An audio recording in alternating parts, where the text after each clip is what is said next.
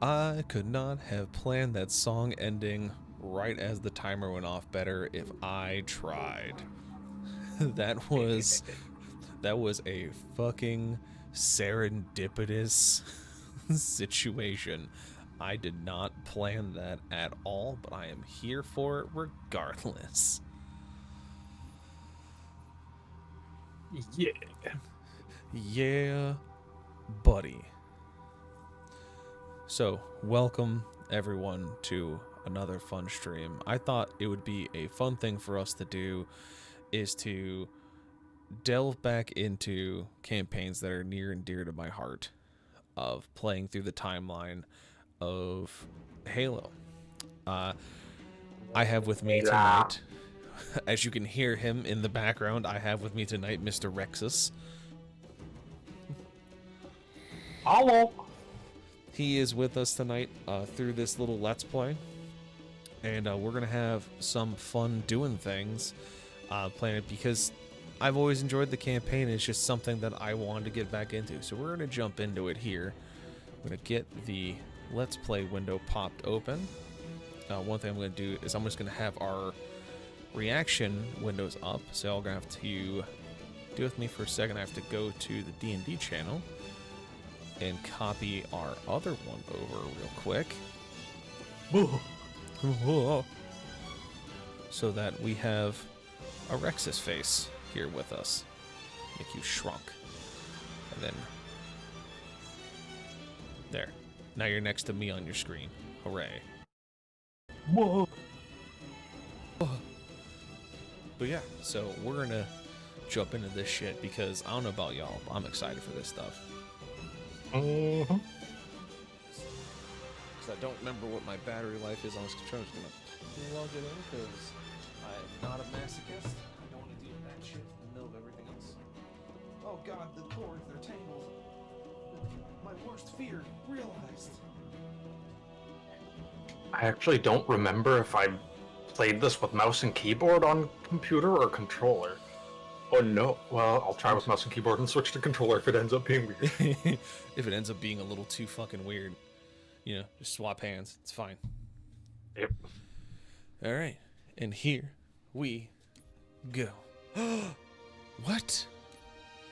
You don't have the Not all campaign installed? No. You go fuck yourself. I told it to install everything. Oh, Rexus. What? Oh, dear gods. Ye lords.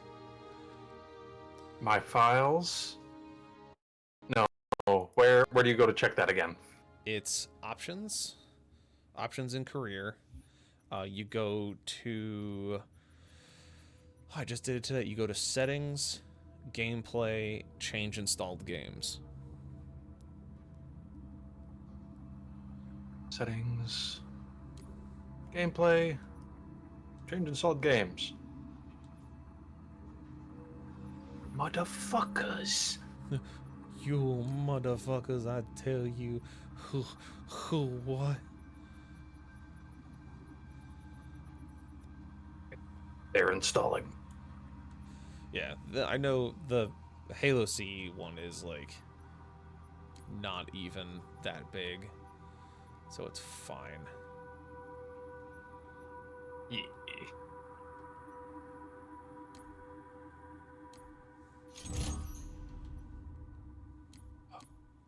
That is always a pain in the ass, though, because I literally...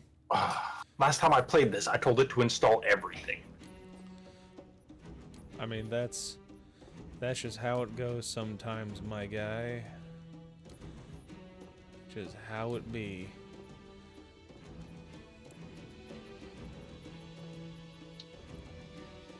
I'm gonna go as a gray Spartan, because I'm cool.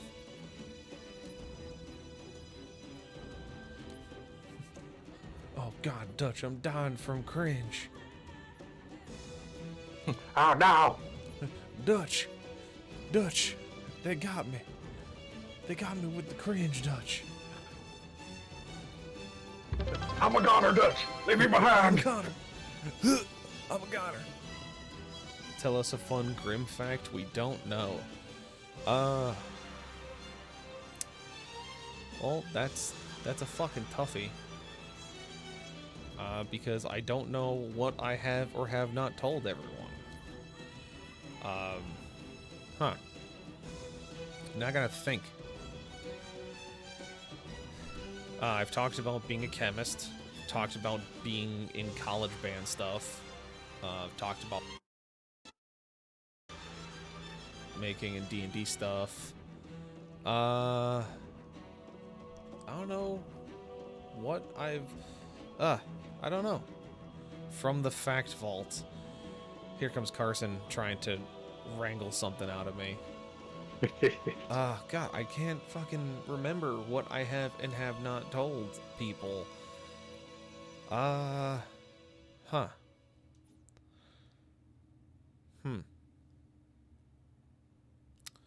Well, now that you're asking, I can't remember. Like, what would be a fun grim fact, a fun burn fact, if you will.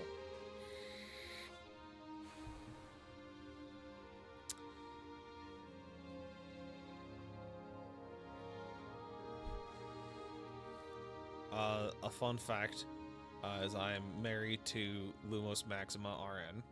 There's a fun fact. Second fun fact, she is a goofy goober.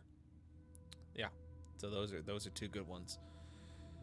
I guess another fun one is I collect patches, like patches for jackets and stuff, and I like to trade them on my jackets. I wear strictly combat boots because they feel good on my feet. I don't know what the fuck you people want from me. I don't know what facts you want. It's like me, but with work boots. Yeah.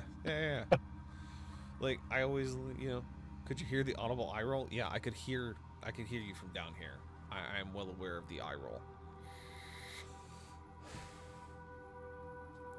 Okay.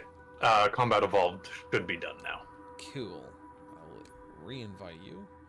And you should be able to join because I have it set to friends only, not invite only. Because I don't have a lot of friends that play Halo anymore. Sag. I guess another fun fact is I was at one point doing author stuff. Like, I was writing, like, actual novels. But that kind of fell off the boat because life is difficult. But, But anyway, here we go. Into the fray. Difícil. Estamos difícil. Nah.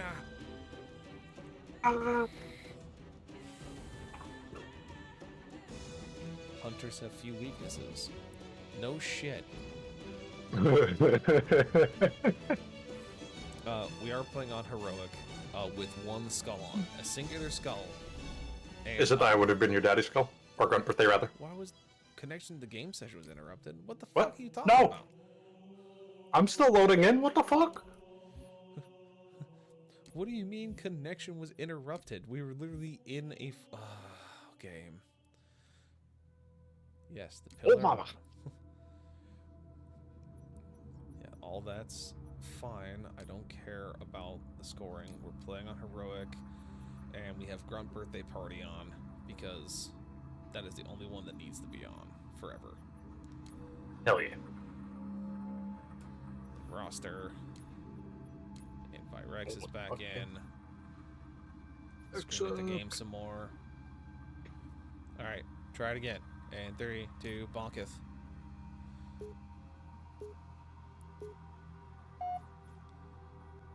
Game. Sometimes. I want to punch you square in your knees.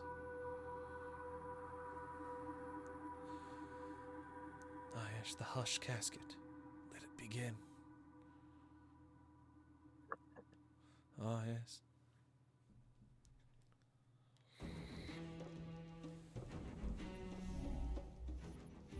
What the fuck? What do you mean game session was interrupted? Why is it giving me this fucking error code? What the hell? What game? Game, what are you doing? Explain yourself to me.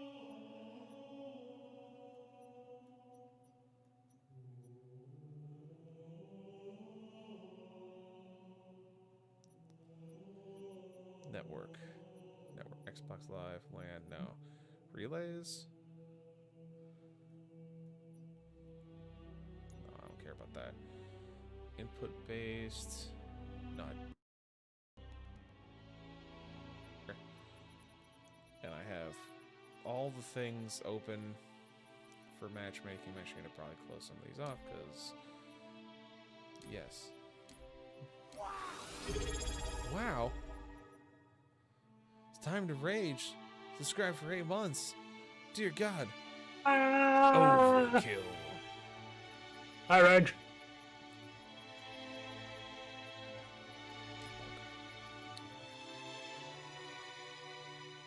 That should be fine now. Alright, I don't know what the fuck that was going on. Subtitles on because we're streaming this, so that's a thing. Language, don't care. Don't care. Don't care.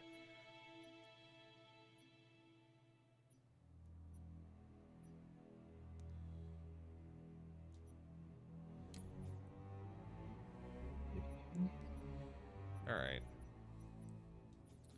So, I want to see if I can just quick start into it. Quick start. Jesus. Quick start. Quick starch. Quick start? Whatever. That one. How you doing, Mr. Rage? Are you having a pleasant time?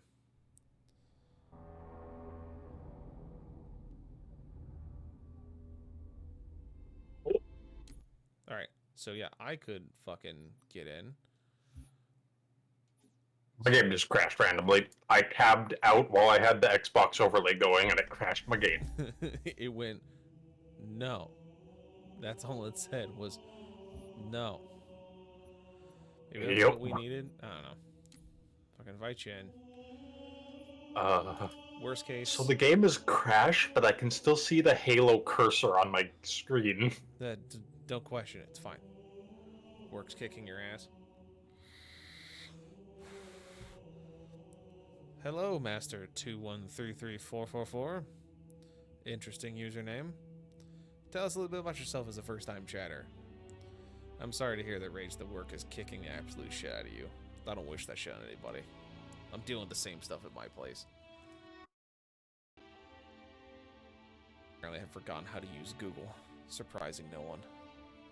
Oh, Lord. Drove 174 miles today and finished 7 calls. Jesus Christ. Buddy. Yeah, I can see how that would just drag you into the fucking rocks. My God. That's terrible. Indeed. Uh-huh. Absolutely terrible. Okay. So...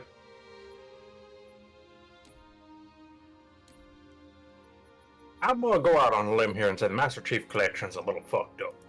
It's a little goofy. It's a little goofy. It's like one of those engines you gotta hit with a wrench once in a while. You just gotta pop it, give it a one good tap right in the butt. You know, it's fine. Yeah. And for some reason, it is refusing to let me launch it now because it's trying to install Halo 2. That may be what it is. I would just force kill it. And when you reopen it, just Combat Evolved. Just for now. If you don't already have like Halo 2 and stuff on there. See if maybe that was... Halo 2 is the last thing that should... The fuck? Well, I mean, the thing that's weird is, like, it's not even... It's just... All I can do is pause. It won't let me play the game. Oh, there we go. Fucking hell. Apparently, I just had to pause it first. Me smarter. Be smarter. Be the smartest boy. Jedi don't kill. That's a stupid shit. It's okay, Rage. Fair enough, Master. It's you get a little bored and watch some Twitch stuff. I get that. Yeah. That's why we all kind of do the thing we do every once in a while.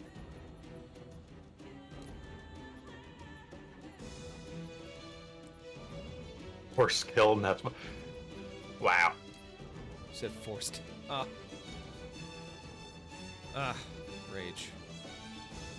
Well, you see, the thing is, you're mistakenly assuming that just because he said Force, he's a Jedi. You assume I am but a Jedi.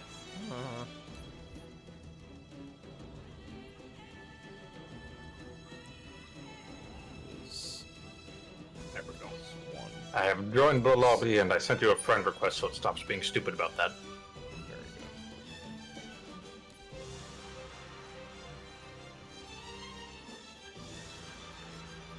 good. Wow, Rage, wow. Wow. Wow. You Sith fuck. I don't know why that hit me as hard as it did. It really shouldn't have. That hard with Rage saying, "You Sith fuck." That got me. Spot social. Ugh. Yeah, I knew he was doing the fucking sick fuck pun. Ugh. Rage, get your dumbass in VC and chat with us. Nerd.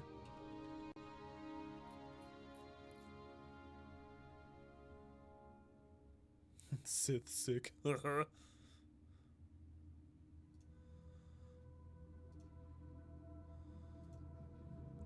Didn't it say that you just sent me one? I'm trying to see. Yeah, I just sent you a friend request. Hold on. Dismiss. Wait, now I have to send you another friend request. I just look and it doesn't say I sent one anymore. It only has the. Okay, I'm sending you another friend request. Oh, listen, I don't understand it.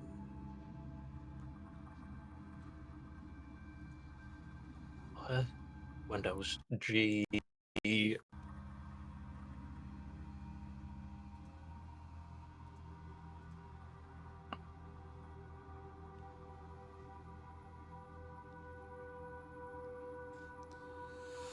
Unfortunately, big guy, I don't bring Rams into.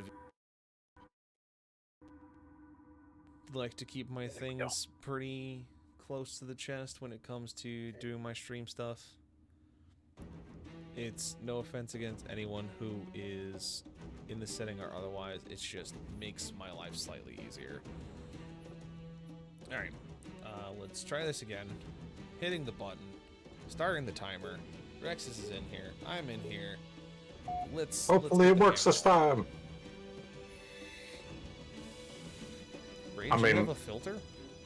This is an 18+ stream, Rage. I mean, it is, but you know, if he doesn't feel comfortable, I'm not gonna force him. Oh yeah, no, I'm just saying. If he's worried about the filter, this is an 18+ stream. That's fair.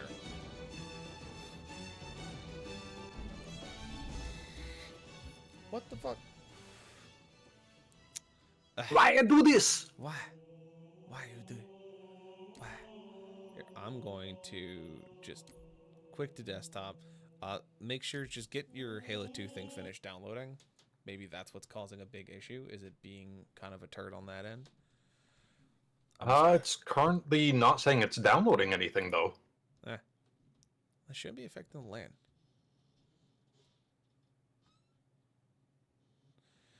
Yeah, I get you, Rage. No worries.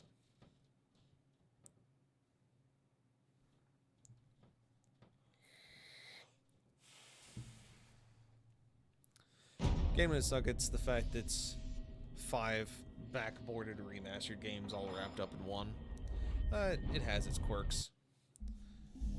It's one of those things that, worst case, I was deciding whether doing it through solo or with a partner, but Rex is here, so might as well bring him into it. Yeah. And now that I'm gonna see if it lets me load into the campaign by myself. Smart. Quickly. Try. The scuff of streaming. You love it. You're here to see it. It all hits us every single time.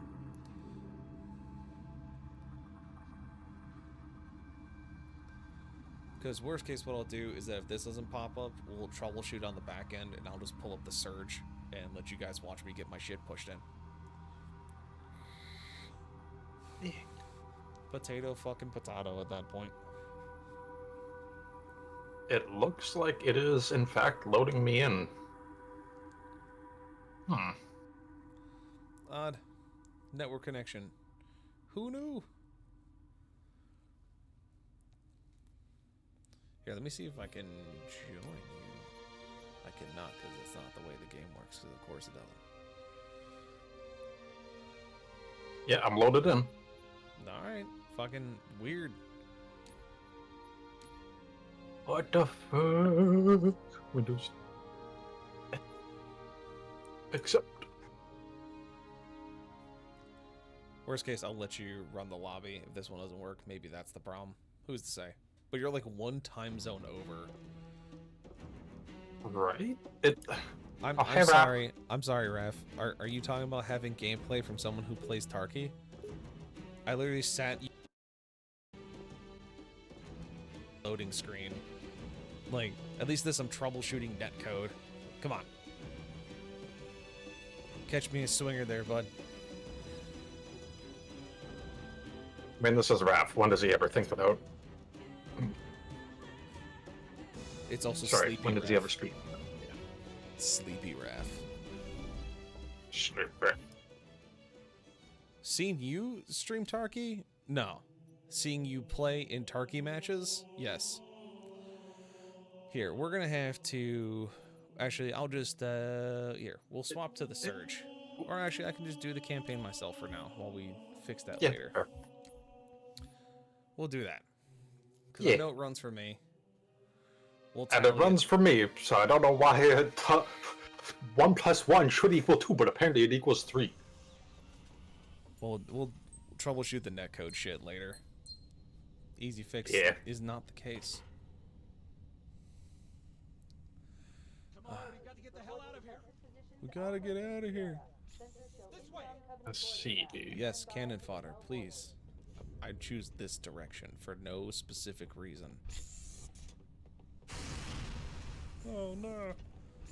Spoopy door. Control on the controller, cause it's been a while. It's been a while. Been a while. Been a while.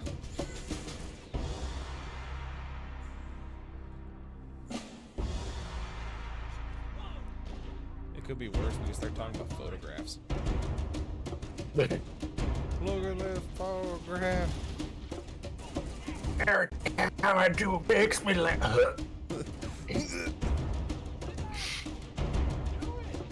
Look at this graph. That is by far the best version of the song. Keys, give me your magnum. I have to go do work. Captain Keys. Good to see you, Master Chief.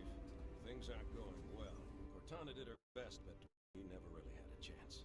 A dozen Covenant superior battleships against a single Halcyon-class cruiser. With those odds, I'm content with 3. Make that 4 kills. Sleep well? There. I turned up my gain significantly. Yes. Max it out a little. Report! It must have been one of their boarding parties. I guess an antimatter charge. Ma'am, fire control for the main cannon is offline. Captain, Fire control my last to the main official cannon. All right. Shit. I'm initiating Cold Protocol Article 2. We're abandoning the island. That means you too, Cortana. While you do what? Go down with the ship? In a manner of speaking. The object we found... In a manner of speaking. Fucking Keys the OG goat. This war has enough dead heroes. I appreciate your concern, Cortana, but it's not up to me. The big Chungus himself. Destruction or capture... Is why... The sky is absolutely Fucking means rage. lock in a selection of emergency landing grounds, upload them to my neural lace, and then sort yourself. You can't... Jesus. Even if you're not lying, like, damn, son. Where you, Chief. Get Cortana Give me a good chuckle. I love that. Thank you. safe from the enemy. I appreciate that. Capture her, they'll learn everything. Force deployment, weapons research. I mean, low key, Cortana's probably the reason why AI is going to take over the world. It's just going to take on a fucking sexy appearance. People are going to be like, It's gonna take on the appearance of a hot chick, and people just let it run their fucking brain chips. Ah, it all makes sense now. Are you ready?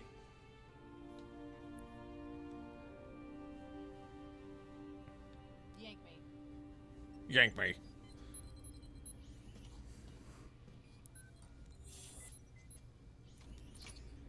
Good luck, Master Chief.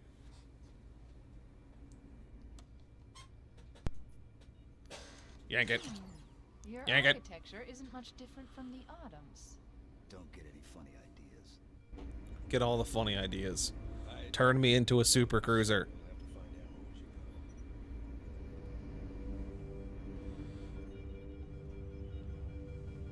you go.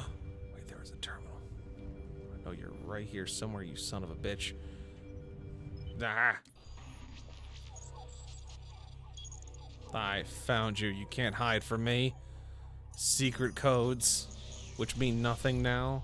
Warning! By order of Acumen Council, proximity to Installation 04 is forbidden. Your continued presence will result in most unpleasant countermeasures. I'm playing on heroic. I must insist that you Cactus, immediately change the course moist and cactus, the control moistest boy, distance of 1 light year. tried to talk me into doing a lasso run, This has served as and your I one told him and no, final warning. because I'm not doing a lasso run. I don't want to hate myself. Defensive systems, and you now have 30 seconds to return to the minimum safe distance of... Wait. Curious.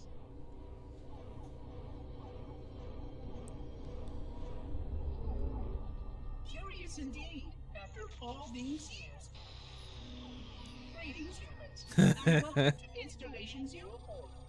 Ignore prior warning, and please... I love to make people cringe like that. I have disabled the Gather you without even your approach, but you must not exit you once take you that have W. arrived at the designated landing center. This ring contains significant dangers, and even with your assumed legacy, I must verify the presence and pitch of your gauge before allowing full access. We have much to discuss, humans. I have been away far too long. Apparently they shut down legacy Halo servers, but that shouldn't affect us on the Master Chief Collection.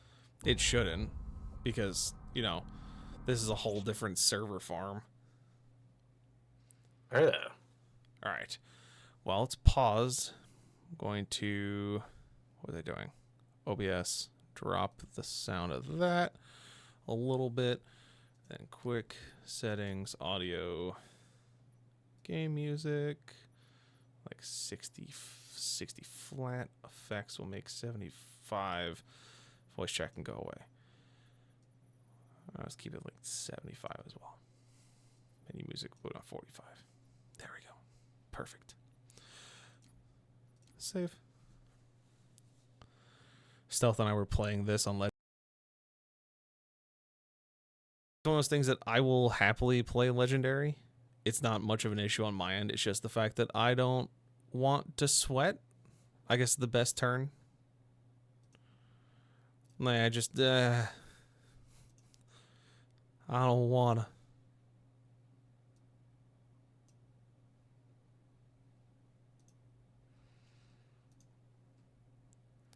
Yeah.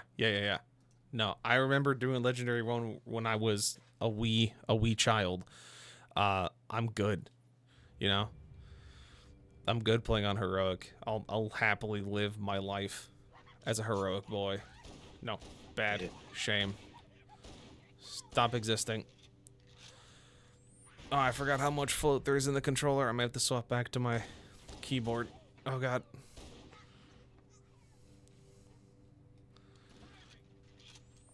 I completely forgot how much float there is.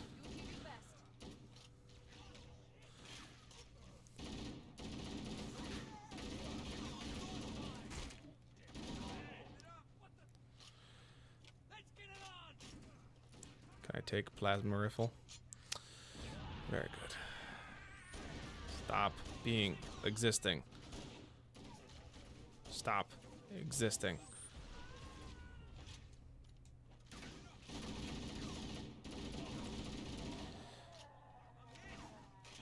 Yeah, that's the one thing that was a massive trigger for people, was like talking about doing CE on Legendary, was just the fact that lasso runs on Combat Evolved are fucking terrifying.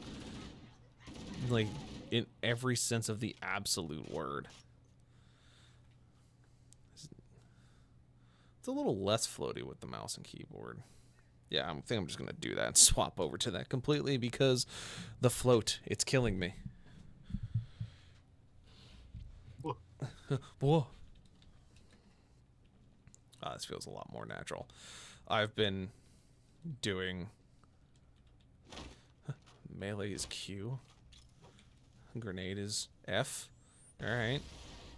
I mean, I get it.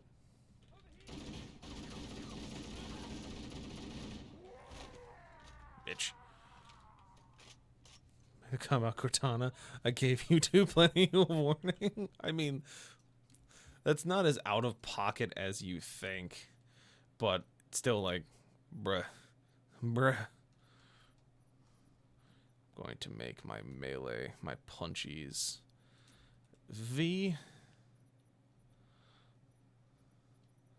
because punchies are important. It's fine. Action E, swap weapons, change weapon, change nades, flashlight. All right, cool. Everything else is fine. Oh god. Fix your settings. There's a fucking P for potato.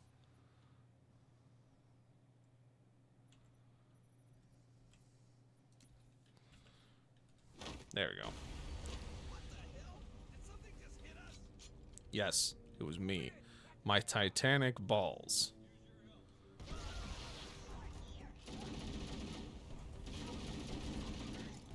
Suck it. How's it feel being a breaching tube, shithead?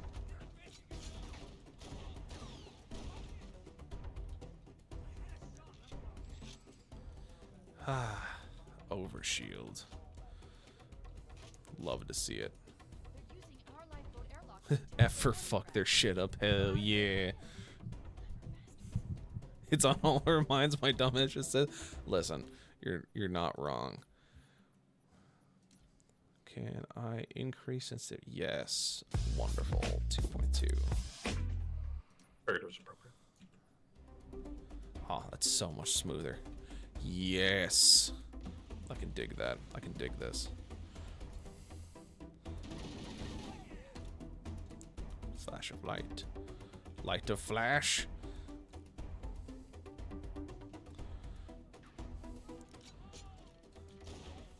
Surprise.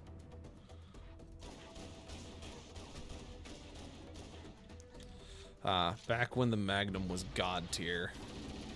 Just a terrifying weapon of mass destruction. Yeah. Oh, hey, we're gonna give you this essentially 50 cal pistol that has squash head high explosive semi-armor piercing rounds. Yeah, have fun. Do you just give this to everybody? Yeah, it's our standard service weapon. It's like, what do you mean? How is that your standard service weapon?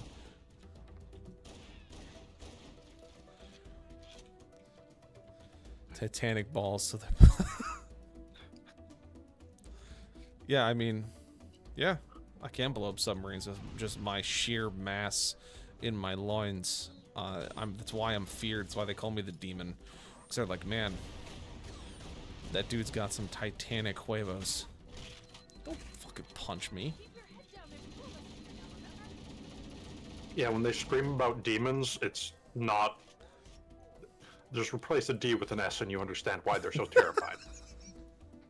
No. No. No. Bad Rexes. Place the D with an S. You sick bastard. I walked into that. I walked in like a fucking idiot. That man cocked that grenade for 40 days and 40 fucking nights, and I just walked my happy ass into it. Oh, God. Stop existing. Motherfucker. Why aren't you dead? Thank you.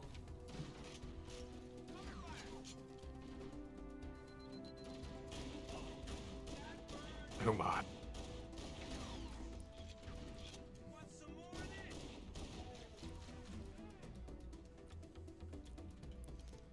That was a money shot.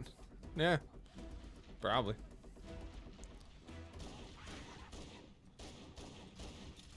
That guy was just on a smoke break. Why'd you guys shoot him? You monsters. He was just chilling. He was vibing. You murdered him in cold blood. You'll die for that. Whoop. Nerp.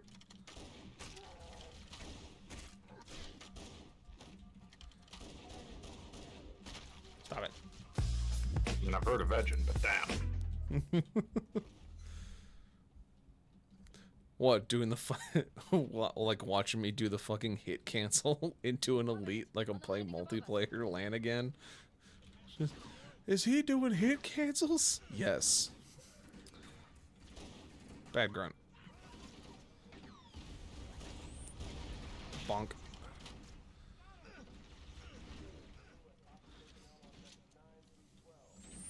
Oh, hi there. That was just a nade right in my fucking mouth.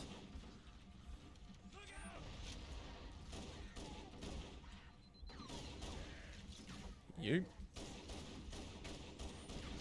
Here, have another. I got plenty.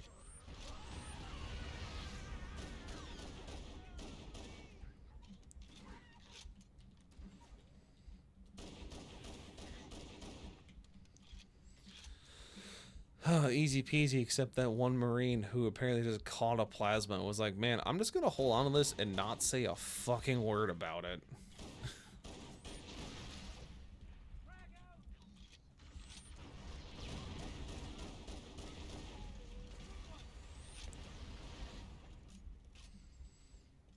And back when the assault rifle was 60 round box.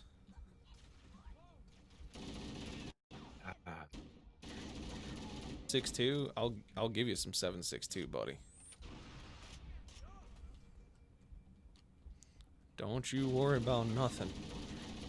I'm gonna give you battlefield superiority by just sheer UNSC firepower. Being a turd. Being in the corner.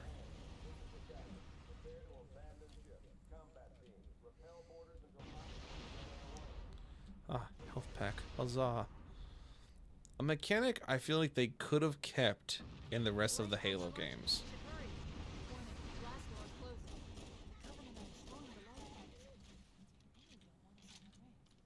We have to use the ship's maintenance access ways. Follow the nav point. It will lead you to an opening. I'm at the nav point. Katana, can you open the door? Thank.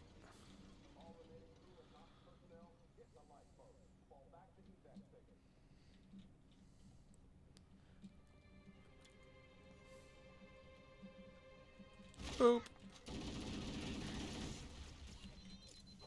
Haha. Idiot.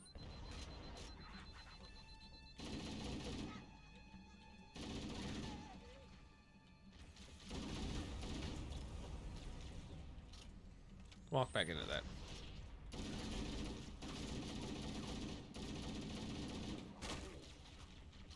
Nerd.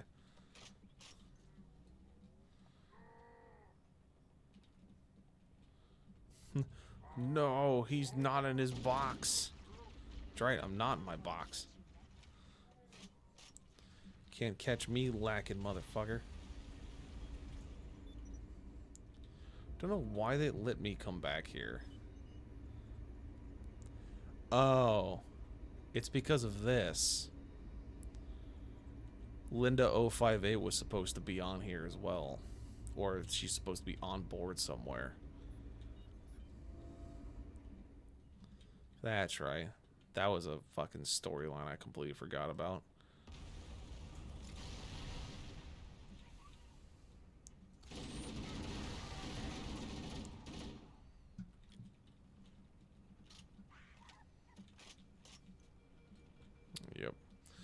Yarp. I'm in your box. I'm not surprised.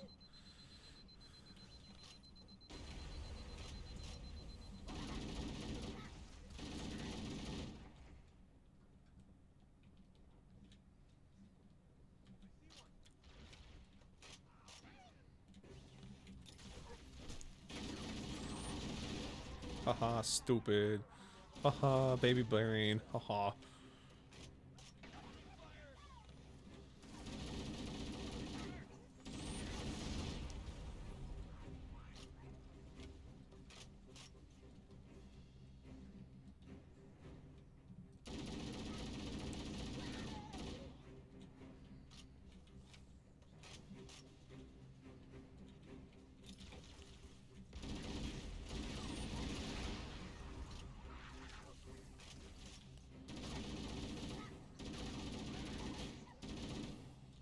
Did I get them both? Damn.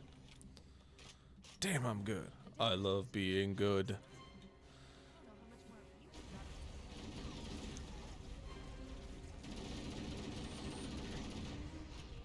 One last life.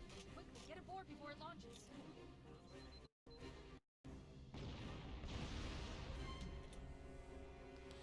I'll happily get on board the lifeboat. I was waiting on my frag to bounce. Now would be a very good time to leave. Chief sees you slip and eat shit in front of the lifeboat and goes, nah, motherfucker, get in the box. Get in that box.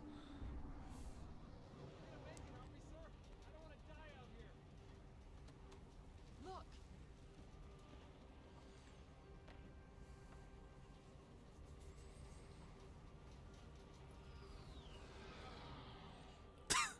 Things I wish my wife would say. Eh. Wow. Wow. I knew it. The Autumn's accelerating. Keys is going in manual. I mean, like, that alone, the fact that Keys put that whole ass Halcyon cruiser into manual and drifted that bitch into the ring in one piece in the middle of the fucking desert. Like, If I still had fingers, they holy shit. I mean, Keys was very fucking good at what he did. He earned his rank. Like, he earned that shit because like, it's so she only pays attention when I hope she's not listening. Wow. Oh yeah, I feel that. But yeah, but just the fact that that guy was just like, nah, I need an AI to pilot this shit. Nah, motherfucker, I'm gonna do my own thing, and then pilots it into the fucking desert. It's just like, that's not how that works. That's why the shipboard AIs were a thing. This is the same man who did a fucking slingshot maneuver around a fucking, Yeah, what was it? like to get off of reach, pull the fucking slingshot, following Cole Protocol, because the man's a fucking legend. Yeah. Just, oh hey, yeah, so we can't go right to Earth, and we just got to go in a random direction. So we're gonna slingshot blind jump into a random area of the planet system, just somewhere in this fucking galaxy, and we're just gonna go about our day. And it's like, what the fuck you mean?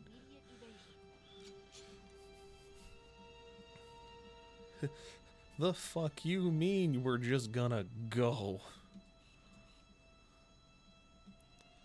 Not how this shit works, Keys. And he's like, nah, listen. I didn't become a I don't captain. think you understand who I am. You see this bird on my shoulder, boy? I did not earn that by being a desk jockey. I earned it by being a goddamn pilot. He's just like, oh, alright, man. Like, shit.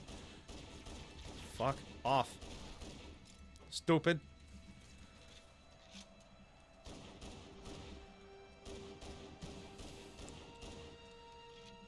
Fucking birds. The birds are attacking me. God dang birds! Ah! Fucking birds. bird. Also, I'm not sure if you knew this fun fact. If you wait long enough, the squad that lands out of the dropship will come and fucking hunt you down.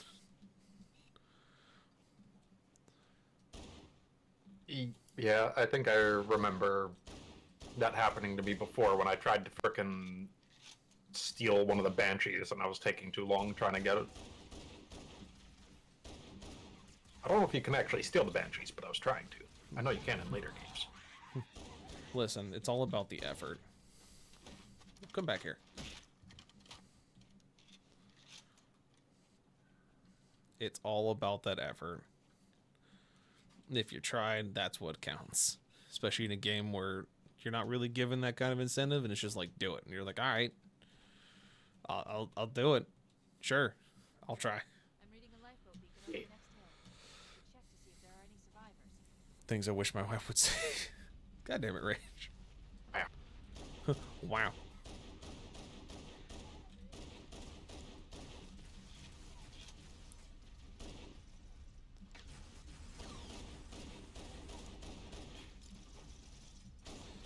No, you put that needler down.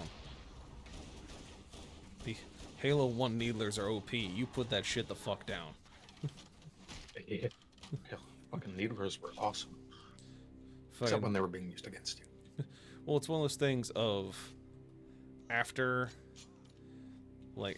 fucking Halo 1, needler dog shit. You know, dual needlers, Halo 2, S tier. Needlers afterwards, dog shit. Like, it had a very specific place in the meta for a long time, and it was like, do you have more than one? It's not worth. Do not. I mean, when the dual wielding was introduced in Halo 2, my favorite combo was a fucking SMG pistol. Mm-hmm. Dump the SMG, take out the shield, one-shot pistol. Oh yeah.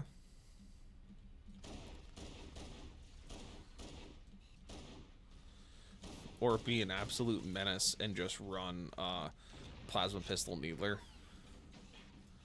Just be an absolute dickhead. That's just being mean. Listen, it worked. It fucking worked. I mean, it did. And it ain't a war crime the first time. Plasma BR. You fucking monster. You shush your face.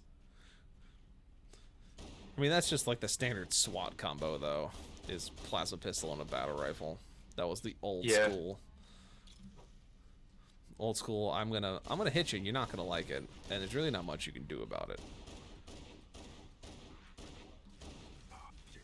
I miss playing SWAT in fucking Halo 3. That was my favorite game mode. Mm-hmm. I like playing as people kept calling me a smurf. And I was like, you think I'm gonna spend more money? Ah, look at this guy. Top 1,000 in SWAT in Halo 3. Boo. Nerd. I don't think I ever thought to check the stats. I never checked my stats. I just fucking played it for funsies. I had a rank. I had a clan. We played games, and that was it. I had some guy who was like, ugh. It was all you played. I mean, that's fair.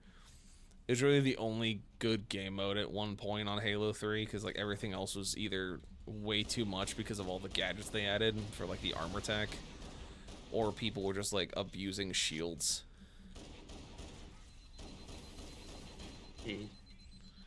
Because like they kept changing the shield dynamic between the games, and it was like, guys, you can't making it fucking weird. Stop. Fucking eat needler. The game mode I played the most was the freaking custom zombies game mode. Oh, custom infection was where it was at. Yeah. That was Reach? Yeah, it probably was.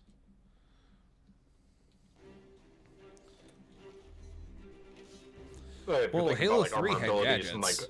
Halo Reach had the armor abilities, but in fucking Halo 3 you had the like bubble shields and shit and disruptors. Bubble shield and shit that you could, yeah. Oh god, the fucking disruptors. Those were painful. When we did fucking BTE on Blood Gulch, you just fucking yeet that shit across the fucking map. It's just a fucking ball you could kick. Someone's just yelling "become the content" as you're kicking it at them. And it's like, goddamn. Hit it back. Become content. Do the content. It's like, no.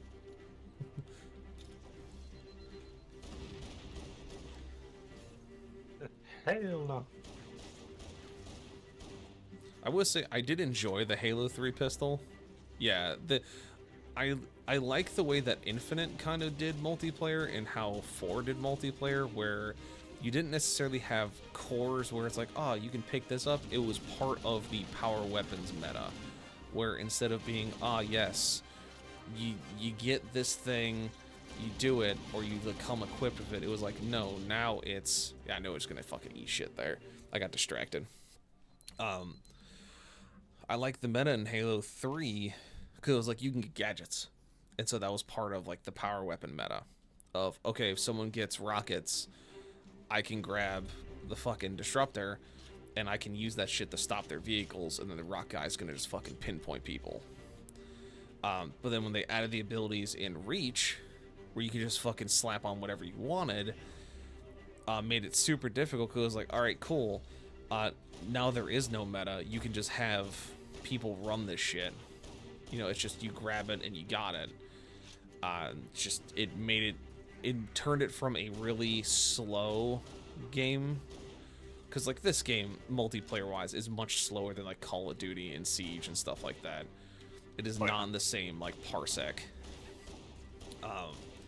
But it tried to do like a fast game meta with a slow game build, which just doesn't work that way.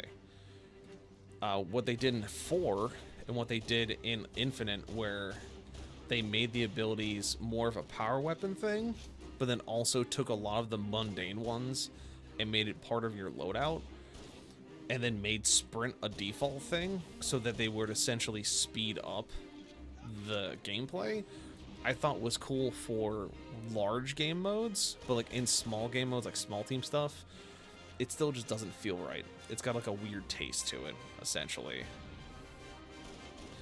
I feel like if they had kept to the same understanding of you have the ability to get these cores, they changed the way you play, they're in specific locations on the map, and you know, that way you turn it into a meta of like, all right, we're gonna do a power weapon rush. That makes it a lot more rewarding and a lot cooler when you're like, all right, I'm gonna pick up a repulsor because we just lost the sword spawn, and that repulsor is going to save us from getting fucking bum rushed by the sword player, because that's its fucking job, is to do exactly that.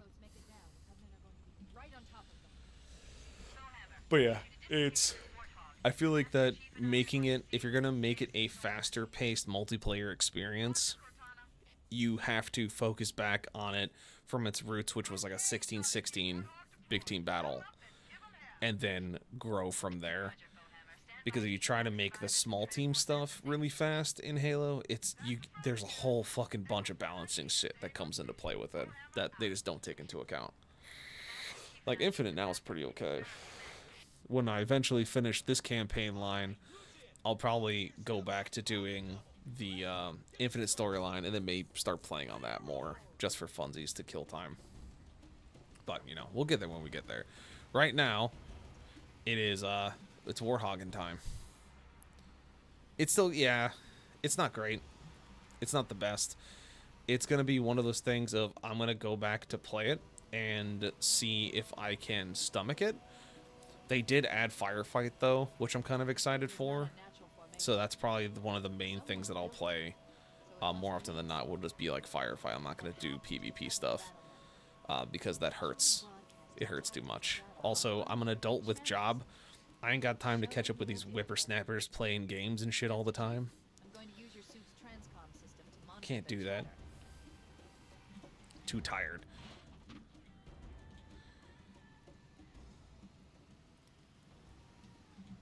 Oh, yeah.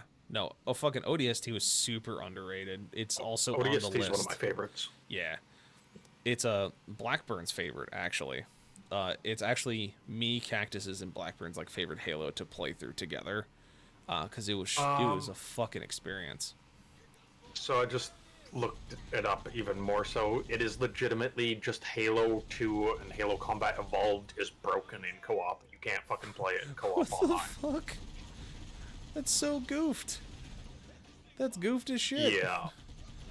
That's fucking stupid. 343 Industries is a goddamn joke. That's hey, so you know these games that are meant to be played like online with friends? Yeah.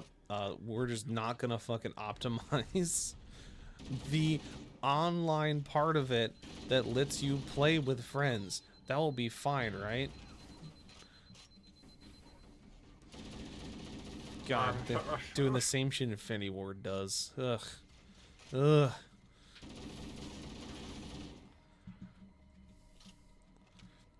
You know what? Someone needs to give Halo the Pal World treatment.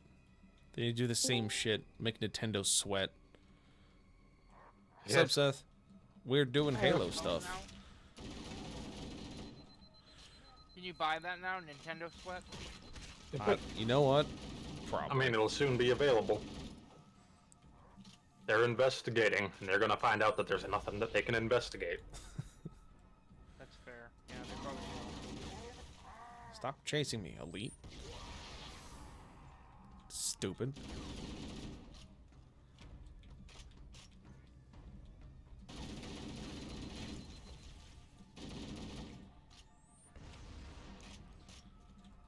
Stop hiding down the hallway. I got him on that frag. Should have left it to Bungie? Yeah. Definitely should have left it to Bungie, Rage.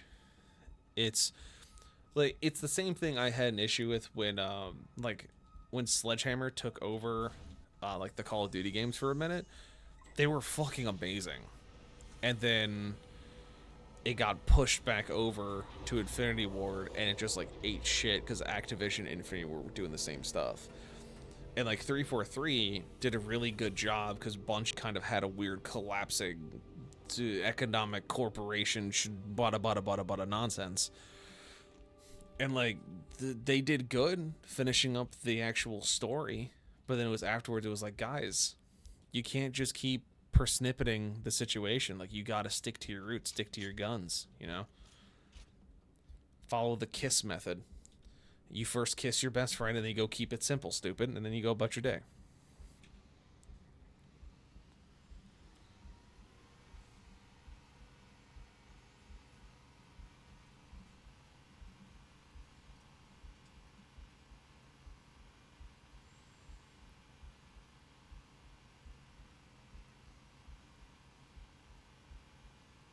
There's new traffic on the Covenant battle network. A lot more crew headed off the autumn than I had predicted. Definitely a bummer, though, Rexus, that she's like, oh, hey, can't do co-op on the first two games that are known for their co-op campaigns. Right? Like, what the fuck? Well, it's fine. What will probably wind up happening is that, does it say, like, ODST is on that list? No, the only ones that I'm seeing people complain about are Halo and Halo 2. Cool. Then what we can do is that we can do Halo 3 and then Halo 3 ODST and just go from there. True. I mean, Rage, that's the correct order of operations, is to kiss your best friend and then keep it simple. If you didn't give Stealth a peck on the cheek before we went to raid, I don't know what to tell you. It's just, you need to go catch him before he goes to his raid party. He needs that good luck kiss, man. He needs it. He needs that charisma boost. He needs that 1d4 additive, you know? You don't know you need it until you need it, and you're like, oops. Oops, should have kissed my friend. Shoulda got myself lucky or blessing. I'm losing my buffs. I lost count. Shit. Survivors detected. Marines are concealed in those rocks. Marines concealed in my rocks? It's more likely than you think.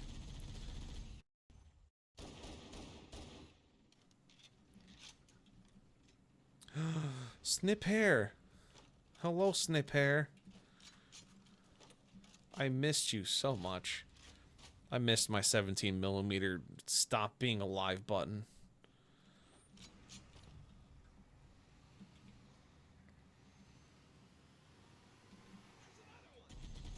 Well, you're on the 50 cal. Shoot the grunts. There's another one. Fix the problem. Like, I don't know why you're telling me that there's another one when you can just fix the problem. Skirt.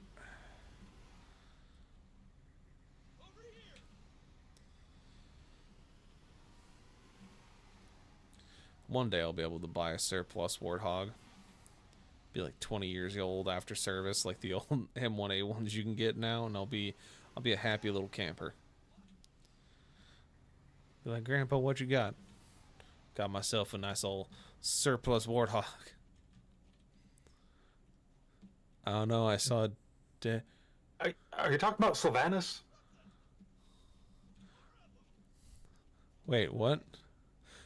I mean, I don't you're know. talking about raiding, which is World of Warcraft, and the only thing I know about dead elf titties is fucking Sylvanas the Banshee Queen.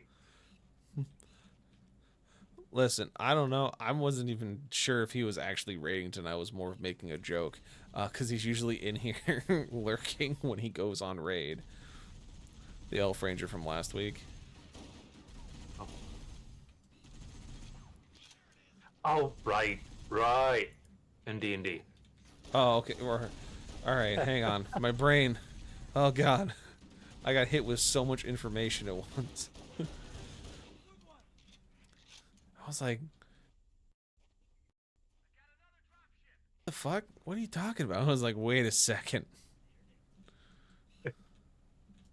It was like you listening to a dial-up machine. Just the connection was being established. It was not successful. I feel old. Yeah, welcome. A dial-up machine instead of modem. Dial-up machine instead of modem? Yeah. Yeah? Old. That's what it was. It was a robot machine that died once connected to my wall so I could play the internets when I was but a young boy. When my father would not bring me to the city to see the marching bands.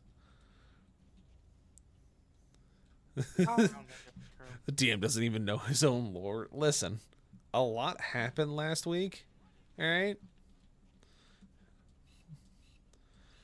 There was a lot of keystone things that happened, a lot to keep track of, and sometimes my brain... Fine. It's fine.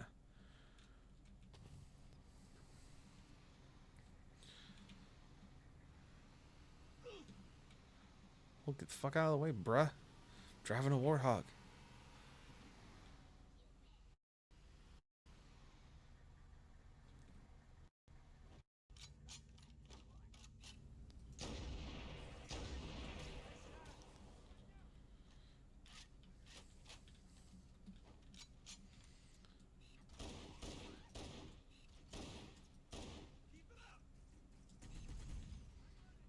Ugh. Speaking of elf titties, where's me? Bruh, I don't know.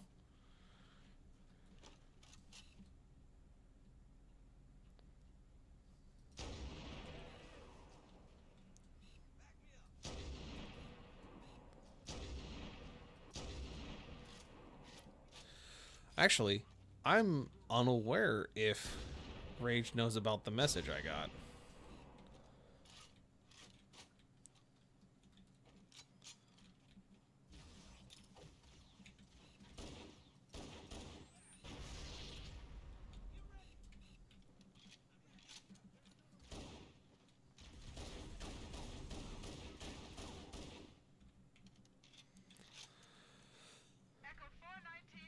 Yeah, it's, We read you, Echo Oh. 419. yeah. Have survivors Rexus, would you like yes. to DM him quickly? Yeah, sure. Preesh. Just so that way we don't say it over the airwaves. Another near the head of the river. No, you didn't do anything.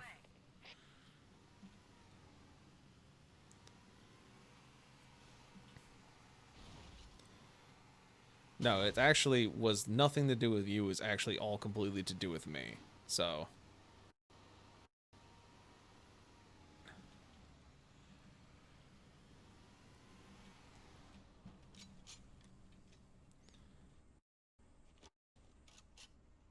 Mission. All right, very good. Very good, very good, very good, very good. On the jump, troopers. On the bounce.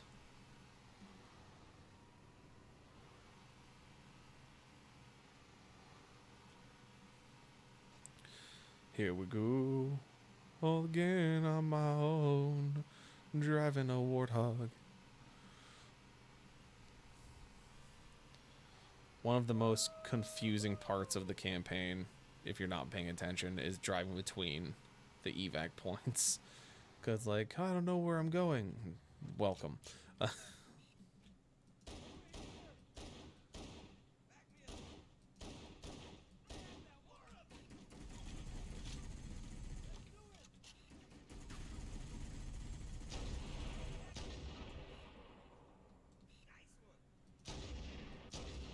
Missed both my fucking shots, goddamn. Duh. Yeah.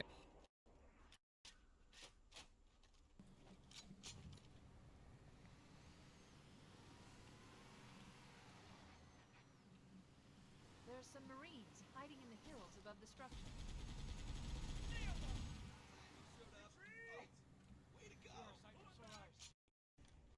We're in a bad way. We've got wounded here. I'll call in a dropship to pick them up. Chunka chunka. Chunka chunka magazine.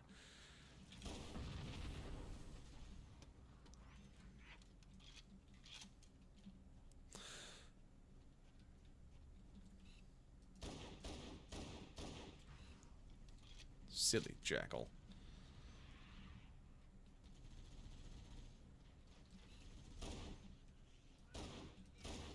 Your Dark Souls roll won't save you now, jackal.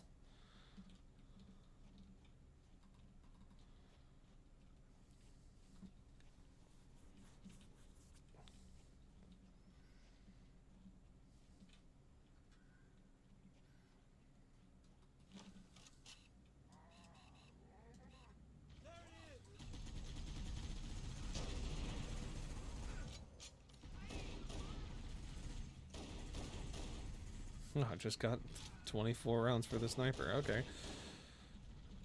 Thank you, Gim. Thank you.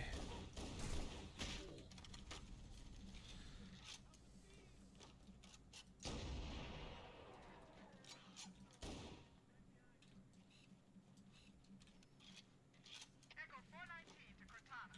Foehammer's on station and ready for another pickup. Affirmative, Foehammer. We're ready for dust off. Approach when ready. We're going to look for the last lifeboat, Echo 419. Good luck. Ah.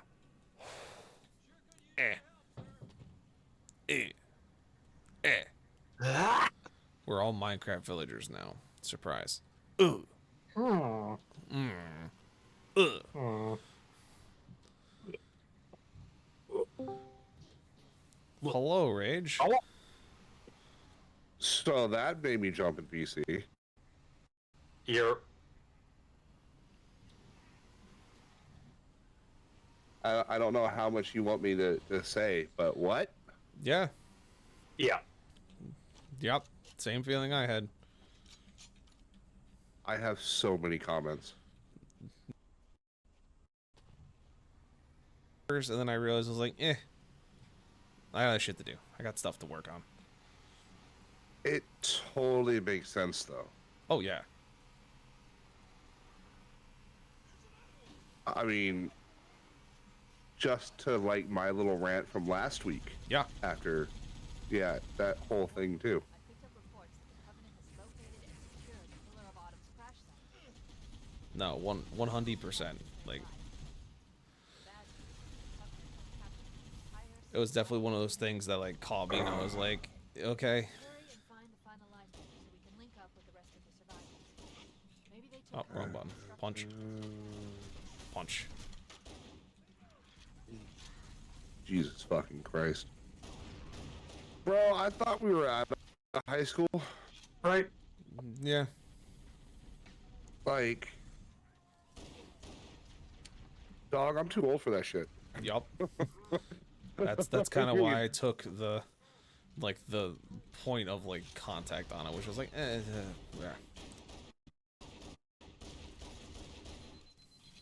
Rugs and exhausted. That's okay. Is it terrible to say that the campaign is better without them anyways? I mean, yeah, it's a lot. I'm just glad you guys are happy. That's the big thing. Because if my players aren't having a good time, then like I'm not doing my job. So if you guys are happy with it and you're having a lot more flexibility in what you're doing, then huzzah. Don't be hiding. You fucking clipping through the wall, dumbass. Punch in the face. What you get? Yeah.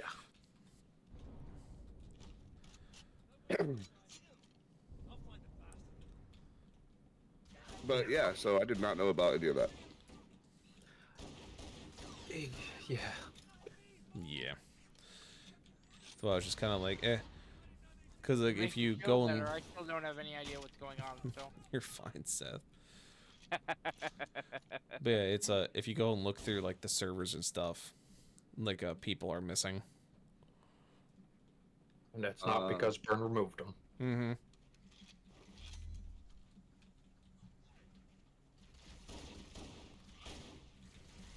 I thought I just picked up nades. It's just like, nope, you get nothing. Has nothing. Oh yeah, she is. Yuppers. Yeah. He's still there, but she's not.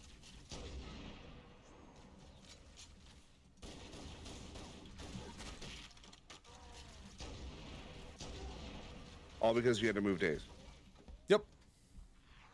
Which was given like a week and a half warning ahead of time, but you know. Well, it's one of those things of could to like sort some things out probably. But my life has been absolute lunacy.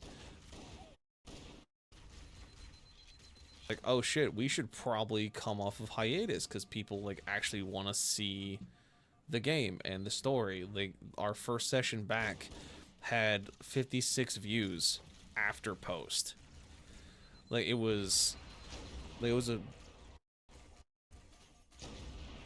like highest viewed VODs I have on the channel. Nice. Because it was Very just nice. like people wanted to see the game, see you guys, see the story. Like people were excited for it to come back. And it was just like, you know, it was one of those unfortunate things of like, yeah, I'm gonna have to swap this up because I gotta swap it up. And I was like, you know, it sucks for me because I don't like forcing people in that situation, but like I also can't be forced in that situation. So I gotta make sure I'm doing what's good for me. Because if I don't, then I can't do my job, which is actually make it happen for you guys.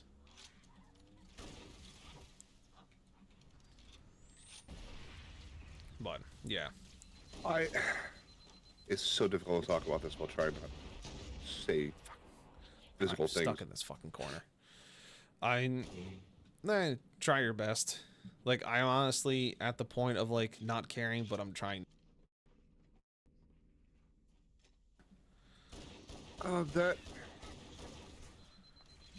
That's incredibly disappointing. Like, I thought, you know, we were better than that. As Rex has said before, shrugs and exhausted. Yeah.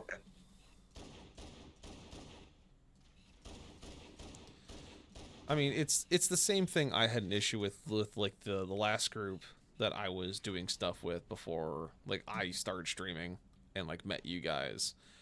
Was they basically put me into a real not great situation. I wasn't super comfy with the situation. There's definitely some like horse squaggle going on, and like I got tired of it, and like I finished the campaign and just fucking deuced. because like one person was basically just treating me like shit every time I came on, and when she would partake in the special plant, she was just like a raging bastard. And like I called them out on it, and apparently I got turned into the bad guy, and I was like, and I'm out of here. And like cut ties with like 9 people at once, and was like, I feel nothing, goodbye. Because just it's Well, that whole thing of I'm not dealing with that. Thanks. You know how many problems I had with. Yeah. So. All right. So there was a couple times I quit that campaign.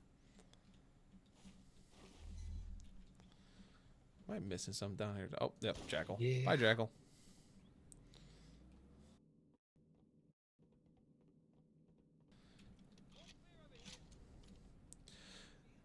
Yeah, and it's the one thing of that, as long as everyone is happy in the game now and is able to do stuff and like feel like you're not being pressured one way or another, or able to kind of stretch your legs, I guess is a good cinnamon roll. Oh, yeah. So I'll. Cinnamon buttons. I'm diabetic. I will- Can you please be respectful? Damn it. No, you were saying, Sage. No, I was just saying, like, okay, this is gonna be a little specific, but I'm not gonna name any names. Like that plan that I had to give the or the bracelet or whatever and things like that. Like, you know, everyone was like, "Oh, that's such a great fucking plan," and it was one fucking asshole that was like, "Oh, that's stupid. Let me just do it my way," and it was like it ruined everything. Yeah, it was definitely one of those things of been like, all right, I may not agree with your plan, huddle up and let's do pros and cons and then go from there. Like, Right, but it wasn't even like that. yeah, no, I get it. Like everyone else was hyped about it, and like it was feeling good. It was cool. It was like outsmarting fucking the DM. No offense, but I mean, listen, I didn't think you guys would do it because of like the obvious repercussions, but you guys were like, oh, we can just cover those repercussions by doing this, and I was like, huh, Oh damn. all right, like fuck it. Roll those dice, let's see what happens. Like it fucking like it was great. And then no, that's stupid. Let's do this. It's like, okay, you do whatever you want. And then I get bitched at for saying that. I'm like, oh, what do you mean? Like that's obviously what you want me to say. yeah, and trying to be the mediator for that part was like, I don't know what the hell's happening, because I don't know, it was odd all the way around, honestly. I just fucking muted myself and let shit play out. And then when I needed to say something, I would say something, and that was it. I was like only fucking there at that point. Yeah, I mean, it's completely understandable, because it's just, I don't know. It's just one of those things of like, you gotta, when you got your team, you gotta work with your team all the way through and through. Like, even if I'm working with a plan with Rexus, and I'm like, you know what, the plan you have kind of sucks. We're gonna keep it, but like, let's see if there's something different we can do. And go through the pros and cons of, oh, hey, if we, maybe don't blow up the church and sneak past them. Then it's just like, no shit, you're right. It's like, that's... Case in point for the other campaign, right? Mm-hmm. So when they were gonna kill that messenger, right? Oh jeez. Yeah. Oh, kill the courier, yeah. The courier, yeah. And I I messaged you obviously, and then we did it. And instead of like completely bitching about it, we still had option A. It was still on the table. You could still have done it, but it was like, okay, they're gonna hear me out. They heard me out. We talked about that plan. Thought that was a better plan, and it went there. Like it was exactly how it should be.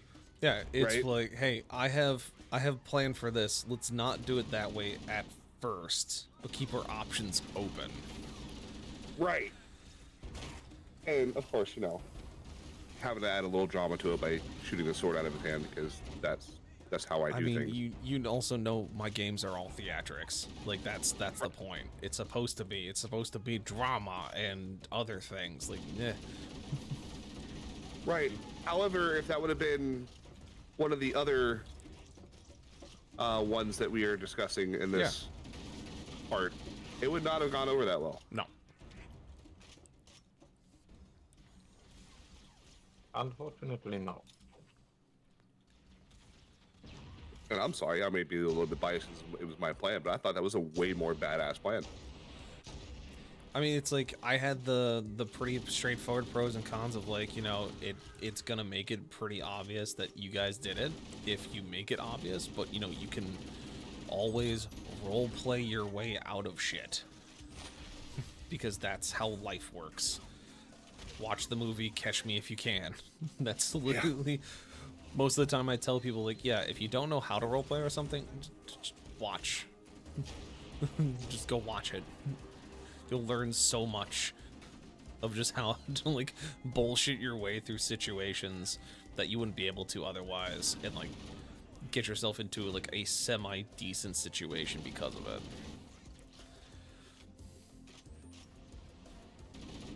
Yep. Yeah, I definitely like watching those things kind of play out. Especially when it's like more elaborate than it has to be. I think it's just hilarious at that point. Yeah, if you just make it... It's the difference between... Like, there's something I also had to explain to people of the difference between overcomplicated and over-elaborate. You know, it's... If you overcomplicate something, it means you got too many moving pieces all going in all directions all at once, which doesn't usually lead to success because of the fact that it's too many things to keep track of. You know, Right. we have 8 teams of 2 people all going in at synchronous times at specifically this point that's going to go in and steal the crown. It's like, no. That's too many things. Too many. Bring it back. Especially if you're betting on all those pieces and the one thing goes wrong and you're fucked. Yeah. You know, it's... You gotta make sure that, yes, your plan can be elaborate, where you're like, I have contingencies. I'm going fucking full Batman on this motherfucker. And we'll have 20 contingencies on how to solve this problem. People are like, but that's overcomplicated. It's like, no, that's just being good at knowing your shit's gonna go wrong. Yeah. Oh, I was entirely expecting, like, all of it to go wrong. And like, when it goes wrong, we'll plan for that. It's like, that's what makes this fun. Well, I mean, that's If also everything how was you smoothly, roleplay. it would be boring as fuck, right? Yeah. But I mean, that's also the point of role-playing. If everything goes right every single time, then how, like, what are you role-playing except you're just getting the RPG, like, on your computer, where you just fucking scum save. Like, that's all you're doing at that point. Like, oh, everything's going right. It's like, yeah, because you rolled the dice 20 times for one ability check. Of course you're going to get it eventually. Yeah. Yep.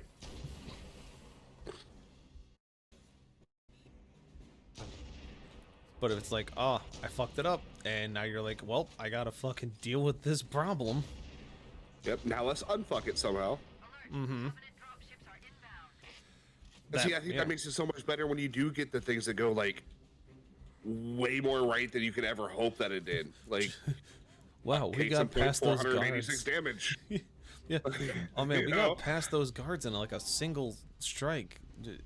That's not normal for us. It's like, you're right, it's not. That's what makes it fucking cool. Yes. 100,000%. And that's where I gotta give that movie a lot of credit, man. It was really good. It was really well made. The Dungeons and Dragons movie. Yeah. Because there was a lot of, like, plans fucking up, and okay, so what do we do now? You mean And then of most course of someone the getting movie? a good role, and Yeah. yeah, it was just fucking great. It was fantastic. The entire movie was so good. Man, we have this Yeah. plan. We're gonna go into action instead of being like stumbling buffoons like most people think D&D parties are. It was like, yeah, it could have gone better, but it didn't. And so now it's like, well, fuck you gonna do about it, PogChamp? Like, what are you gonna do to keep your shit together? Like, you got stuck in a spider's web and the wall's coming down on top of your head. What are you gonna do about it? which is why I've been enjoying using my catch, like my key phrase for you guys to be like, all right, it's now your turn to plan out something, being like, what do you do about it? Because it's not only a good key phrase to be like, yeah, it's your guys' turn to roleplay through, the narration is done, but it's also puts you in that mindset of, yeah, you gotta solve whatever fucking problem you're currently dealing with, bud. Like, I don't know what you got, but it's a problem, and you need to fucking fix it.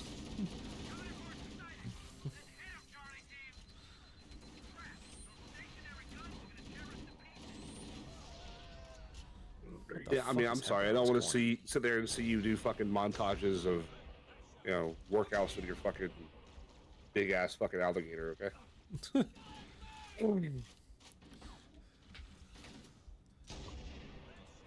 I mean, it'd be a little bit different if it was like, oh hey, somebody has their time to shine, somebody else has their time to shine, and I get a montage, but it wasn't. No. It definitely wasn't. Yeah. And I mean, to be honest, this is what I loved about these last two sessions with that specific campaign that we've had. It's everyone has had their time to shine, and nobody goes, "Oh, fuck, you know, I'm not in this. Fuck you, I'm gonna do, you know, what I want," kind of thing. Well, the big thing is I've been able to focus you guys in both campaigns into a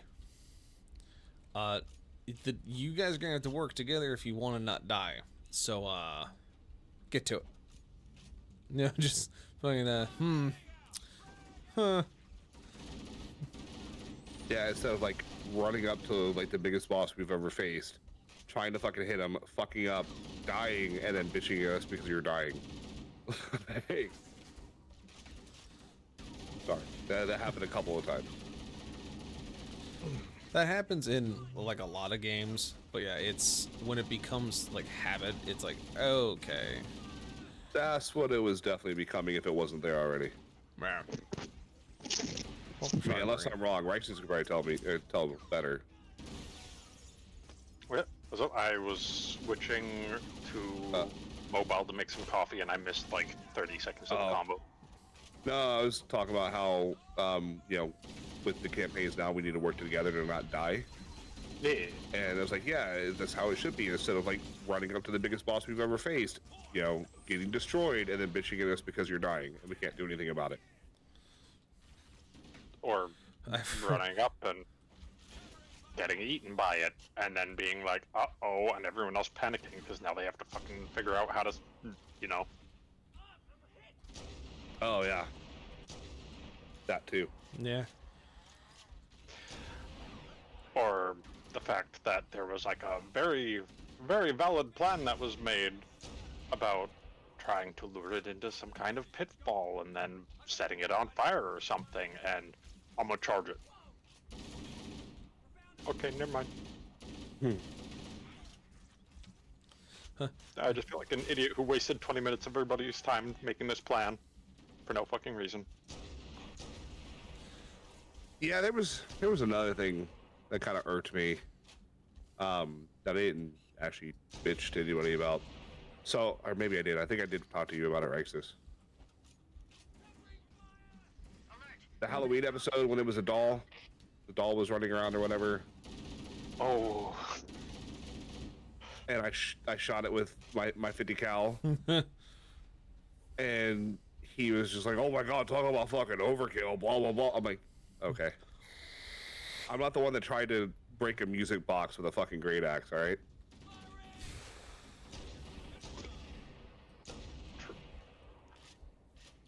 Also, hey Sean! The cringe master himself has arrived. Hi, Rexus. Oh wait, the other Sean, my bad. So, as I should say, Sean the Land de George. The Land de George.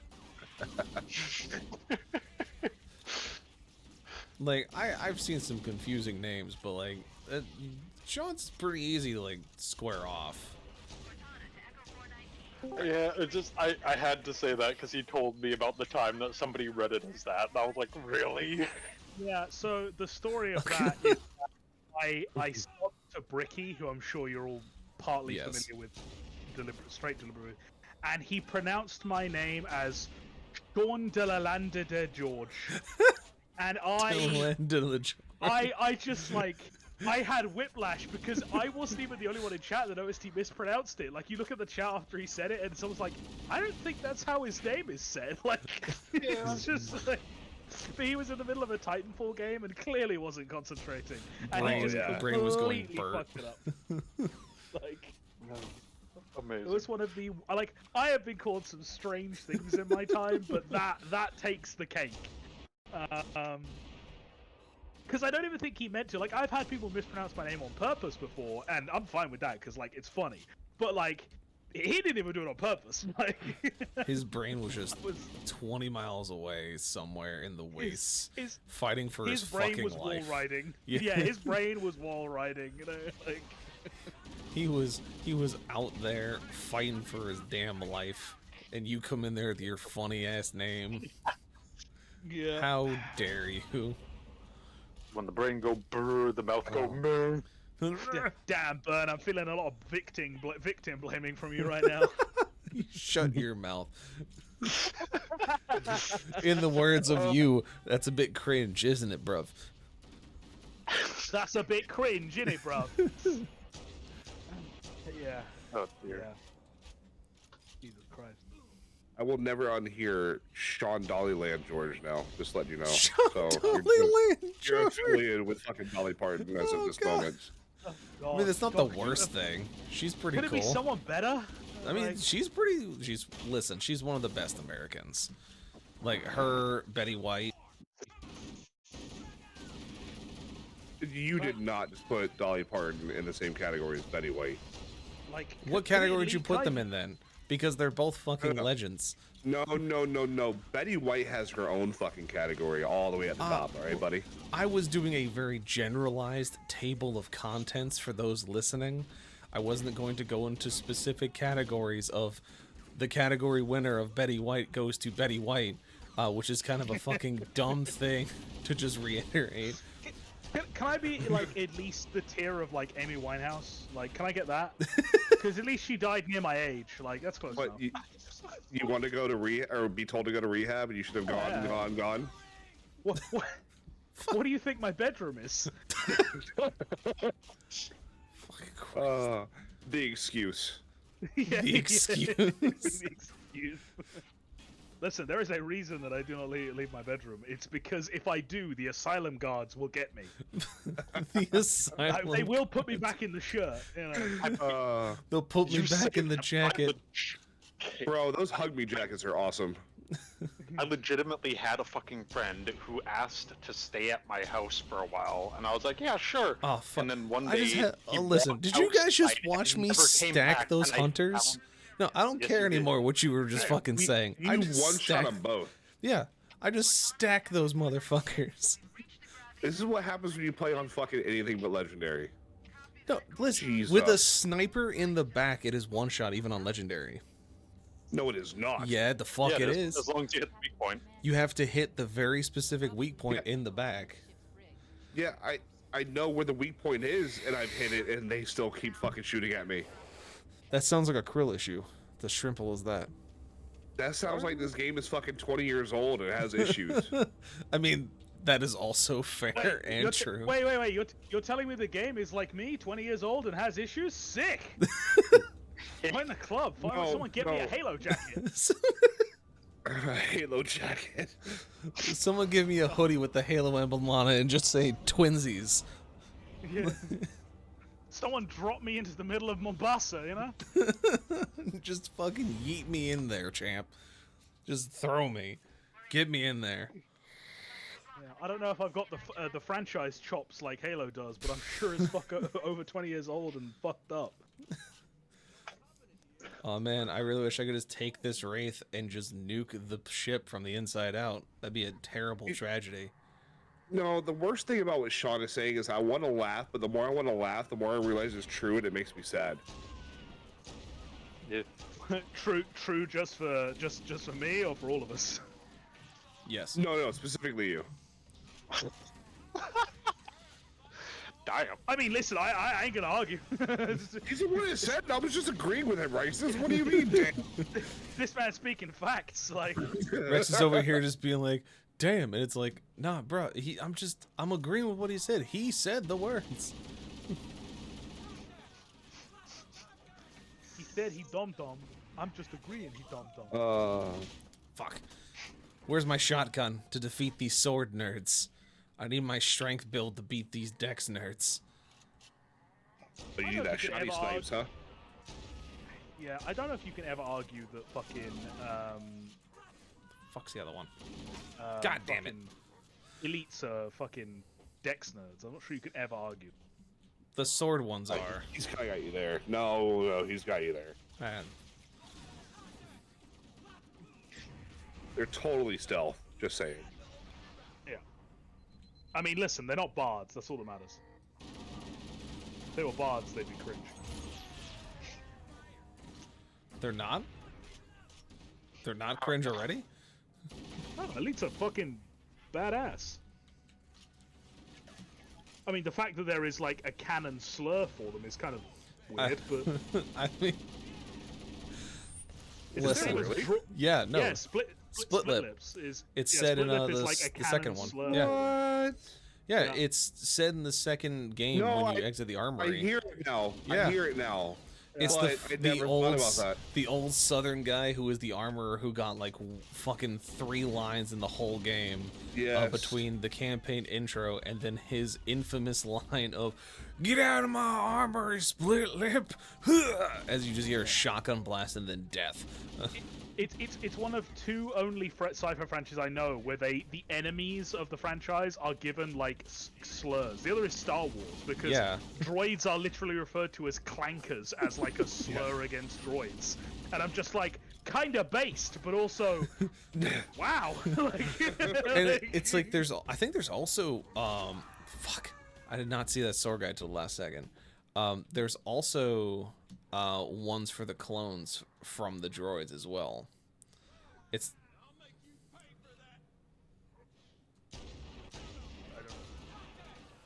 I don't remember what If fuck you were it is. going to tell I know it's us, there. I was saying, if you no, were I going to tell don't. us, your I mic don't cut out. remember it at fucking all. It was something really obscure, and it just didn't catch on because people were like, "Oh, but droids are the bad guys. Why would we like what the fuck they say?" And I'm like, "Yeah, you're right." Like that's Oh that's man, fair. those fucking roly-poly droids Oh, were fucking dope, dude. Droidekas I are pretty see. fucking good. Yeah. Yeah. Okay, I went and looked it up. The slur is boys in white, which is very sus. Yeah, you know yeah. I wonder why it didn't catch on. Yeah, I wonder. Do they burn crosses? They do burn droids. I don't know if that counts for Yeah. anything. I mean, will they do I what you mean, tell if the them? droid T-poses. Oh, you did not. You motherfucker. Listen, I didn't know which way you were gonna go with it. I just chose which way I was gonna go with it. You know, like. Fucking Threw damn. out a good T-pose joke, and it just got fucking You got turned into Rage overstepped. Against the Machine, like. got overstepped. Fucking overshadowed.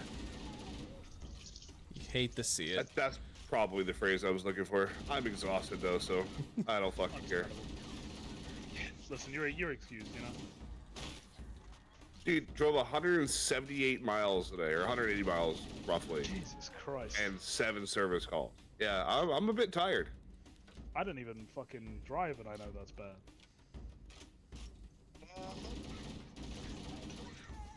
It's a hell of a bad time. Yeah, and by comparison, I had to do something worse. I played League of Legends. You dumbass. You Yeah, but put it sounds that like you evil did on that to yourself. yourself. Yeah, I was Yeah. gonna say. Yeah, it was definitely self-inflicted. Like, make no mistake, definitely self-inflicted. 100% self-inflicted wounds. Take 3 mortal wounds, no armor save. Yeah. Oh Like god, that more hunters. self-inflicted cringe all Meme around. of the guy riding the bicycle. Yeah, I had to play put the, League of yeah, Legends. put the stick in the Stick in the spokes, fucking yeah. boat. So to put that in perspective, that is about a third of the entire length of Great Britain that I drove to. Yep. Jesus. What can I Make me say? feel We like to drive a lot because We live in a country larger than the EU, but don't have the same regulations or walkable cities as the EU for some reason. Or the, you know, Oh, there wasn't as much profit for the people developing the cities if they make Listen, it you're actually not fucking reasonable for people to live in. one suffer and just be like, ah, yeah, I wonder why, and we all know the reason. Like, don't have to say the it. speed limitless roads. I'll be back later, guys. Or trains. What the fuck happened to trains? Like that? That's.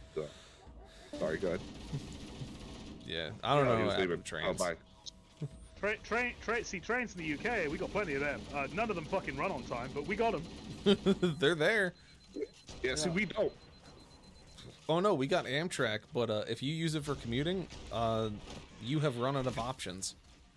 Amtrak itself is like a vacation, okay? Like you are taking PTO to get to wherever the fuck you're going.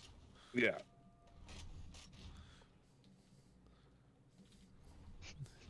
Like fucking watching one, because like Amtrak also does like a majority of like the freight carrying, and is like contracted to do that shit. And like watching their trains fucking go by when I get stuck at the one crossing near my house, I'm like, why are you our only train option for like any form of transportation?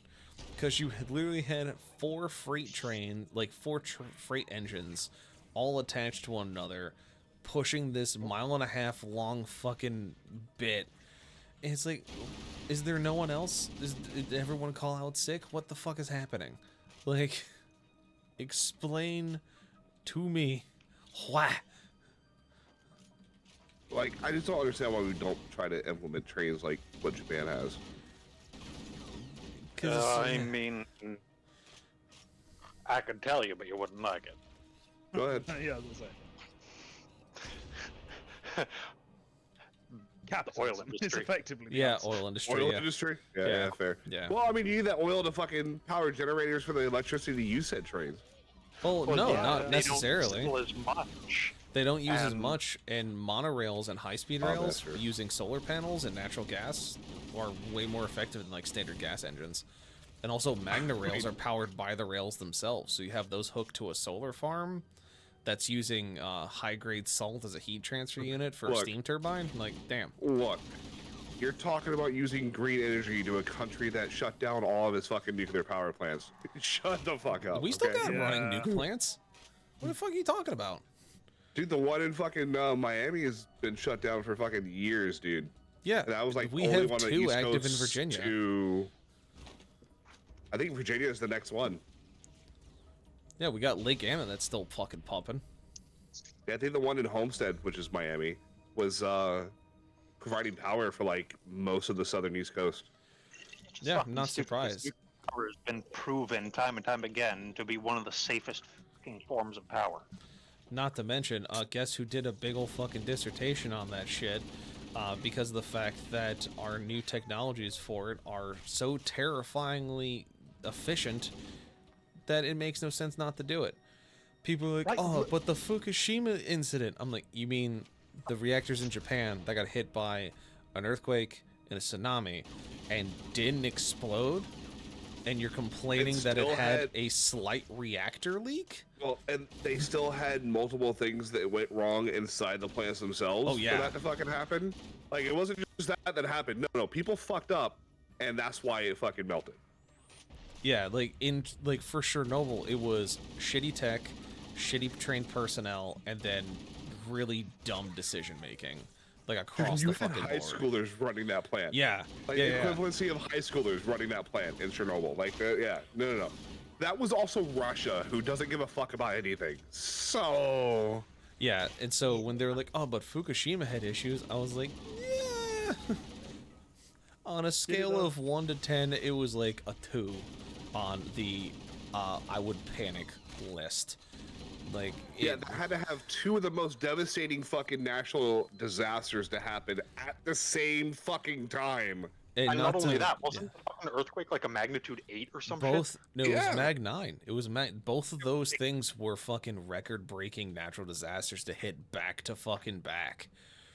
Yeah. And they were able to shut down all but one core, and they kept it from going critical because they basically opened it to the flooding seawaters. to keep the actual reactors from getting too hot. Civilian contractors, because afterwards they're like, oh, well, we need to get rid of all this radioactive stuff. And all of the older people in Japan were like, we'll do it. Yeah, Like, straight up, they were just like, for the future of our country, we will sacrifice ourselves. And it's like, holy shit. and it was also significantly less than anything anyone could possibly fucking deal with, because it was like, oh, the soil is contaminated. All right, how big is it? Like 12 square miles. Okay, let's switch over to Gillies in the Mist for a minute. The famous line from Call of Duty 4 Modern Warfare. In Pripyat, in the Ukraine, which this town used to have 50,000 people, now it's a fucking ghost town. Like, listen, could have been way worse, and it wasn't, because people are smart. You know, science is important. Like I had. Sounds like a whole lot of nerd talk from you over there, Mr. Byrne. Listen, that sounds very nerd talk. I am the biggest nerd. Like if it was profitable and plausible for me to get my PhD, I would. I'm just wondering if Sean's saying nerd talk because he doesn't understand it. No, it's. I'm taking the piss out of it. He's just being a dick. I'm just being a dick. He's cramping my style. Yeah. I'm here just to make fun of Byrne because I'm contractually obligated to do so. Yeah, that's fair. I do it for fun. You might ask who made me sign that contract. The answer was Carson at gunpoint. You know what? That is. The worst part is I believe it. Yeah. Like. Into the door with cookies. Didn't realize she was holding a Glock behind her back. Yeah. No, the Glock was under the plate of cookies. Mafioso style. Yeah, no, it's completely fucking believable. Like 100 fucking 20% on point. She came to the door with a present in hand. She then opened the box. It was just a gun. Like, oh. Oh, did she go Terminator 2 on you with like the box of roses with the 1887 in it? Oh my god, that's a great fucking scene in that movie. Oh, what a poll. What a specific fucking reference for viewers at home to try and follow around. It's fantastic, though. I can also reference one of the greatest Hitman missions ever, and I could just say she bought like a box of flowers, and inside was a Spaz 12. You know. That's what do you want to talk about? Obscure references. But I want to fuck you up with 12 shots. Listen, in case the first 6 don't do it, I'll have 6 more behind it. Don't you worry. I will solve the problem. I don't know what that problem will be, but they will have another problem by the time I am done. The problem will be solved when you are finished. Done. That reminds me of a new problem will be how the fuck do you clean this up? Yeah, that's true. It reminds me of a friend that, you know, the whole like finger gun against the head thing. Mm-hmm. Yeah, he used to act like it was a shotgun, and he would load like more than one shell. I was like, why are you loading more than one, dude? Like, I don't understand what you're doing. Gotta be sure, just in case you miss, you know. I mean, if you miss, you got more problems on your hands than you thought you did. Well, listen, coming from someone who's seen what happens when you miss, he's right. Yeah, it's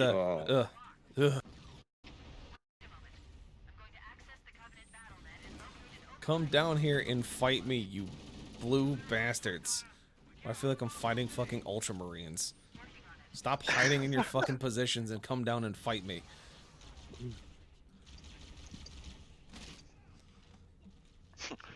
That isn't what the Codex Astartes says. Shove that codex up your ass where it belongs, old man. The future is now. The future is melee combat. Tyrannid chittering intensifies. I mean, with the fucking Hive fleet coming around the other side, yeah. Just like, oh man, the Indominus fleet will hold, right? Right. It'll hold, right? No, my sweet summer child.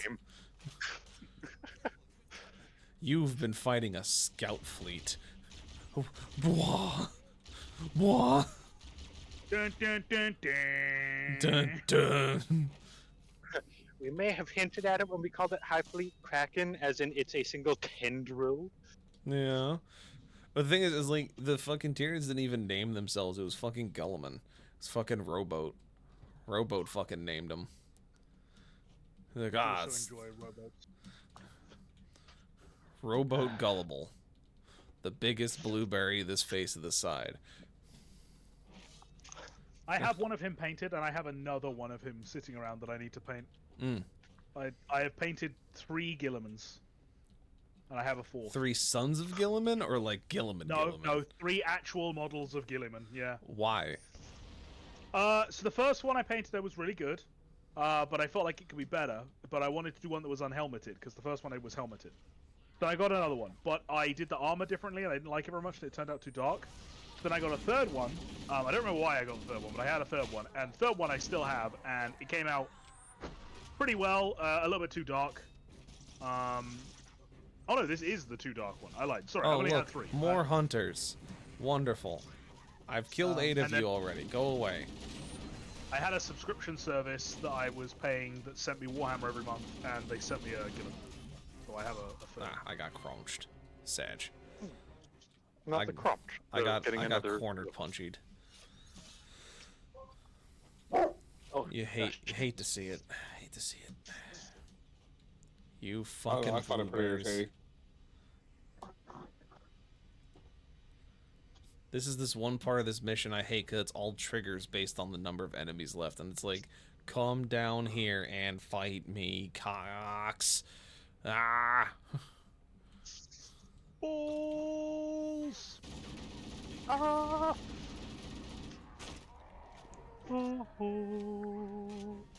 Alright. Now, these shitheads show up, as is tradition. Frag bounce.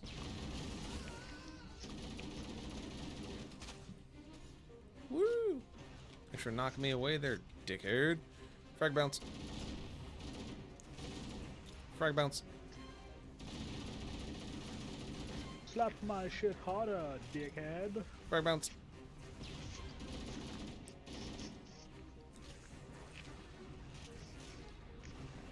We're gonna run this way and grab more bullets and grenades. Cause guess what's gonna happen? It's correct. You're gonna have frag bounce. Frag bounce.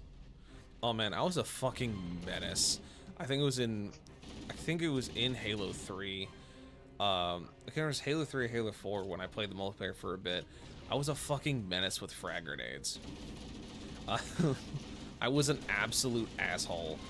Because being someone who studied physics for most of his life, being able to get that fucking perfect bounce was like the pinnacle of just cheesing the shit out of these dickheads I was always fighting.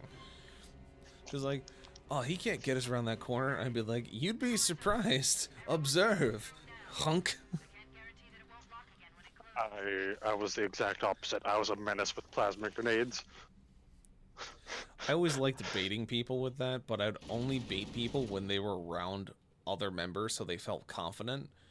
And they would try to come in and do like the 2-tap wonder. Like where they try to knock you down and then fucking hit you. And when they would come in for the hit, I would stick them and just run past them. And they'd be like, oh god, and then they would just detonate. And I'd be like, cool, that's like 2 down. Great.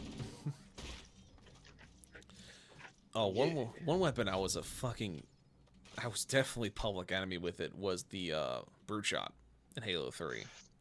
Oh, the brute shot. Dude, the melee on the brute. Oh, it was so chunky. It was so good.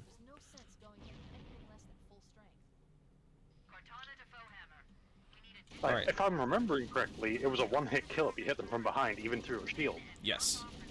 It damage, as one can imagine. Hey.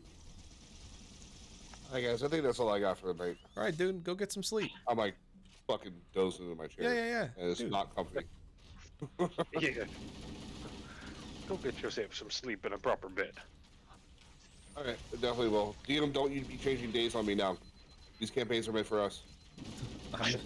I don't plan on changing days, especially with all the kids' schedules coming up, so we good. Even if you did, I'm here for it. All right, guys, have a good night. All right, bud. Good See night. you See you later. later.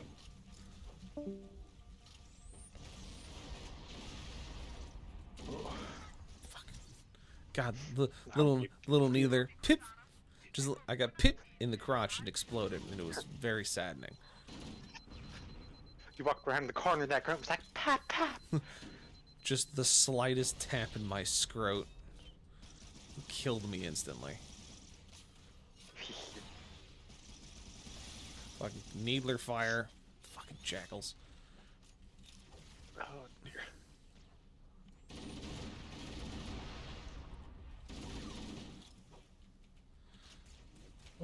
I'm gonna go and punch the PC. have to be fucking patient, thanks. When my shield recharges, so help me.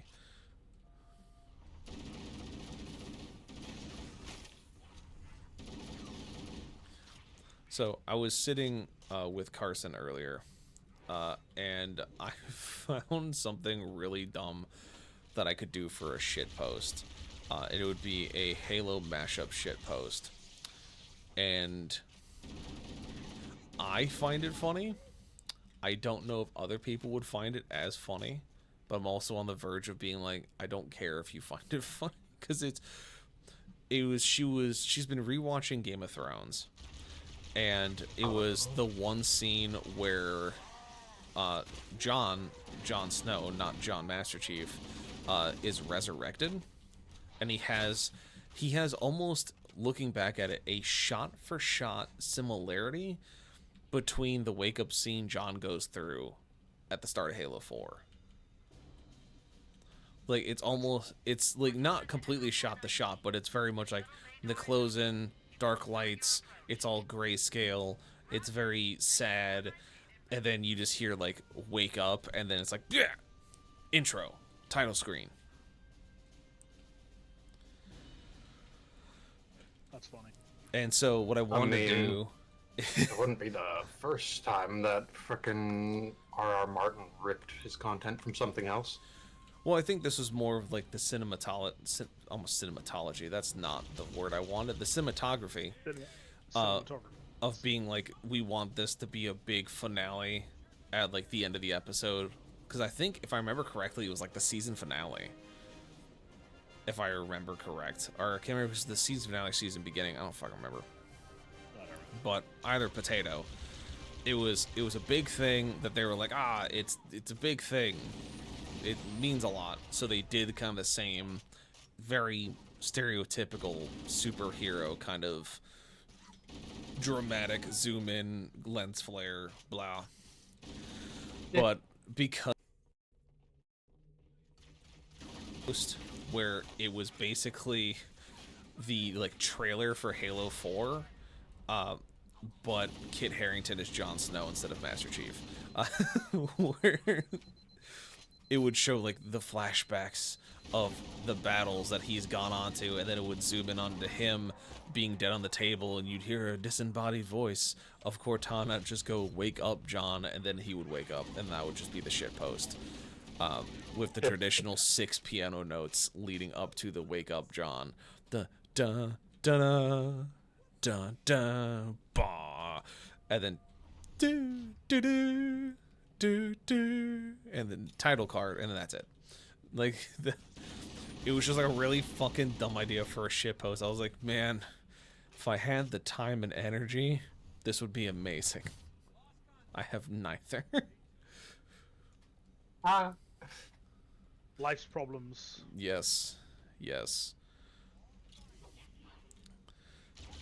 Speaking of time and energy, terrible segue, but I'm going to do it anyway. So, I was going through system stuff today, and I'm almost finished. I have, for now, scrapped Occultist, because I basically realized, I think we discussed it, there was this idea where the subclass should be an addition to the main class, not a replacement for it. Yeah. The problem with the occultist is that you aren't an occultist isn't really a thing. It's just an avenue for a different thing, whether that be like a hemomancer, necromancer, diabolist, etc. Yeah, So like it actually the just spooky breaks shit. the rules. Yeah. Yeah, it just breaks all the rules I said I would go. So I'm gonna get rid of it, and at some point I'll come up with like a better class design. It'll probably be shaman, and I'll do like shaman with like. Well, I had an idea if you want to fucking shoot the shit about it while we're just kind of sitting here shooting aliens. The idea I had for that is instead of making with the rest, it was additions to the class. Is that yes, the occultist would be more of a replacement, but you'd have it like a novice to master to amateur, or not that way, but basically building your skill level with your level, which would unlock those other schools, is the best way that I would see it as, where it's like, yeah, you can't start as blood magic, but you can definitely start as a dude who's looking through spooky books, and then once you get good enough, you can choose your school, and then choose additional schools to build off of.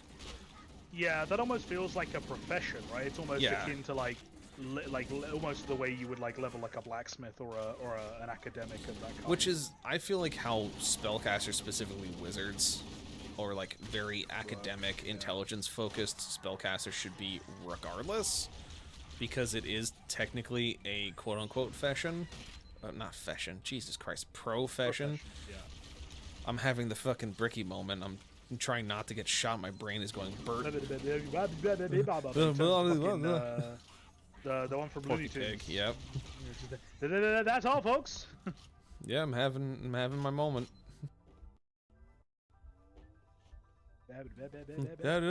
That's all, folks.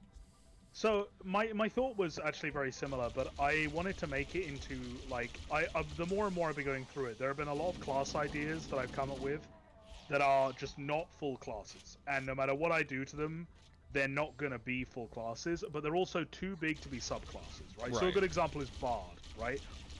You can say that anyone can be, get proficiency with a musician and be like a minstrel, right? Or a musician. Yeah. But a proper bard is its own sort of thing, but it's just not big enough to be a class. You can't do 20 levels of bard. It doesn't exist. No, it's definitely like a profession, or at least like a larger quote-unquote subclass. Yeah. So my thought was to try and make effectively half classes, because this system already incentivizes multi-classing because of like hybrid classes like Paladin, which are basically cleric fighter, right? So my thought was to try and make like half classes that are bigger than subclasses but smaller than main classes. Yeah. So they would be things like Bard, things like Shaman, things like Necromancer, Hemomancer. Because like question on that, or at least a point of something. Something you could look into to how to do that would be, of all things, Remnant 2. Because that's exactly what they do. They actually went from the original setup for the shooter Souls-like, which was very much a, you pick your class, you're locked in, you do this one fucking thing. To what Remnant 2 did, which was, you can pick this one thing, you can get really good at this one thing, but you have the option to become more than one thing and combine the best of both. Because the way it works is that if you picked up a second class, you would not gain any of its abilities, but you could swap which active ability you were using. So like if you had a class that had like a really cool stomp to like give you crowd control, but you picked up healer as your secondary, you could either use your healing aura or your stomp, depending on how you selected it into your class. So depending on how your build's going, you could either go full offense or have more defense.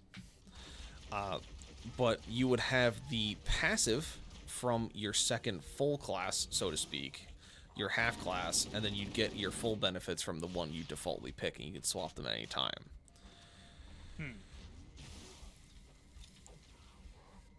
That's interesting. And it gave you like goofy names depending on your combinations. Like if you were a medic crusader, it was like unending bulwark, because you were technically a medic tank class. Yeah.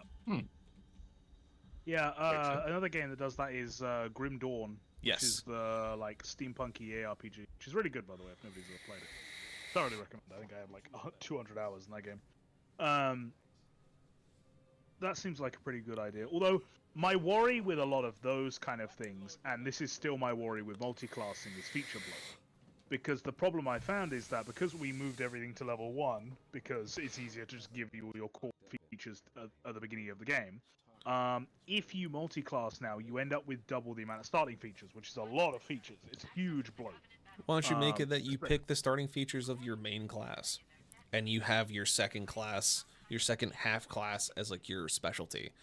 Like, look, I would look at it more on like how those of us on the spectrum who do silly brain stuff are like jacks of all trades, and we just kind of do whatever and learn all these different skills. But like my main class is definitely more of academic, of a scholar. Or you could, if you dig further into the burn history, it's a fighter, because I grew up being trained military by my dad since I was like 9, and then did combat sports till I was 18. So that was a whole thing. So my base class was a fighter, and my second half class is like scholar. So I have the main starting features of a fighter, but I have the like overarching additional benefits of being a scholar. You know, better intelligence, proficiency in skills, stuff like that. But I don't get all the starting stuff because I didn't start with it, if that makes sense. Well, for some classes, most notably spellcasters, that doesn't work. Because, especially for, take for example, Arcanist or Wizard, you have to have the feature that gives you the spellcasting and the spellbook. Now, I guess you could make it so that they're choosable, and that you, like, if you are subclassing, let's say, you know, fighter wizard, you are only allowed 3 core features, and you have to sub some out to get the others. But that is a problem because a lot of the classes are meant to function together.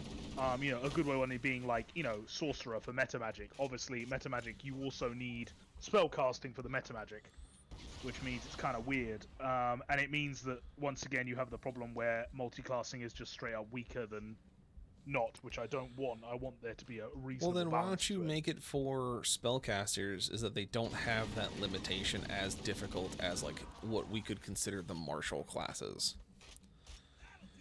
Because I imagine for spellcasting that kind of transcends the physical limitations. Because when I look at it, is that if you start as, like, for instance, you had a character that started as a fighter, they could have started as a fighter because they wanted to defend their village, their farm, whatever. So they're going to be necessarily locked out of scholaring or something that is more specific towards a different skill set. Like, if they weren't able to go be a ranger because of the fact that they were stuck at the farm working and then defending it from wildlife and whatever, they could secondarily jump into ranger because it makes sense for their character.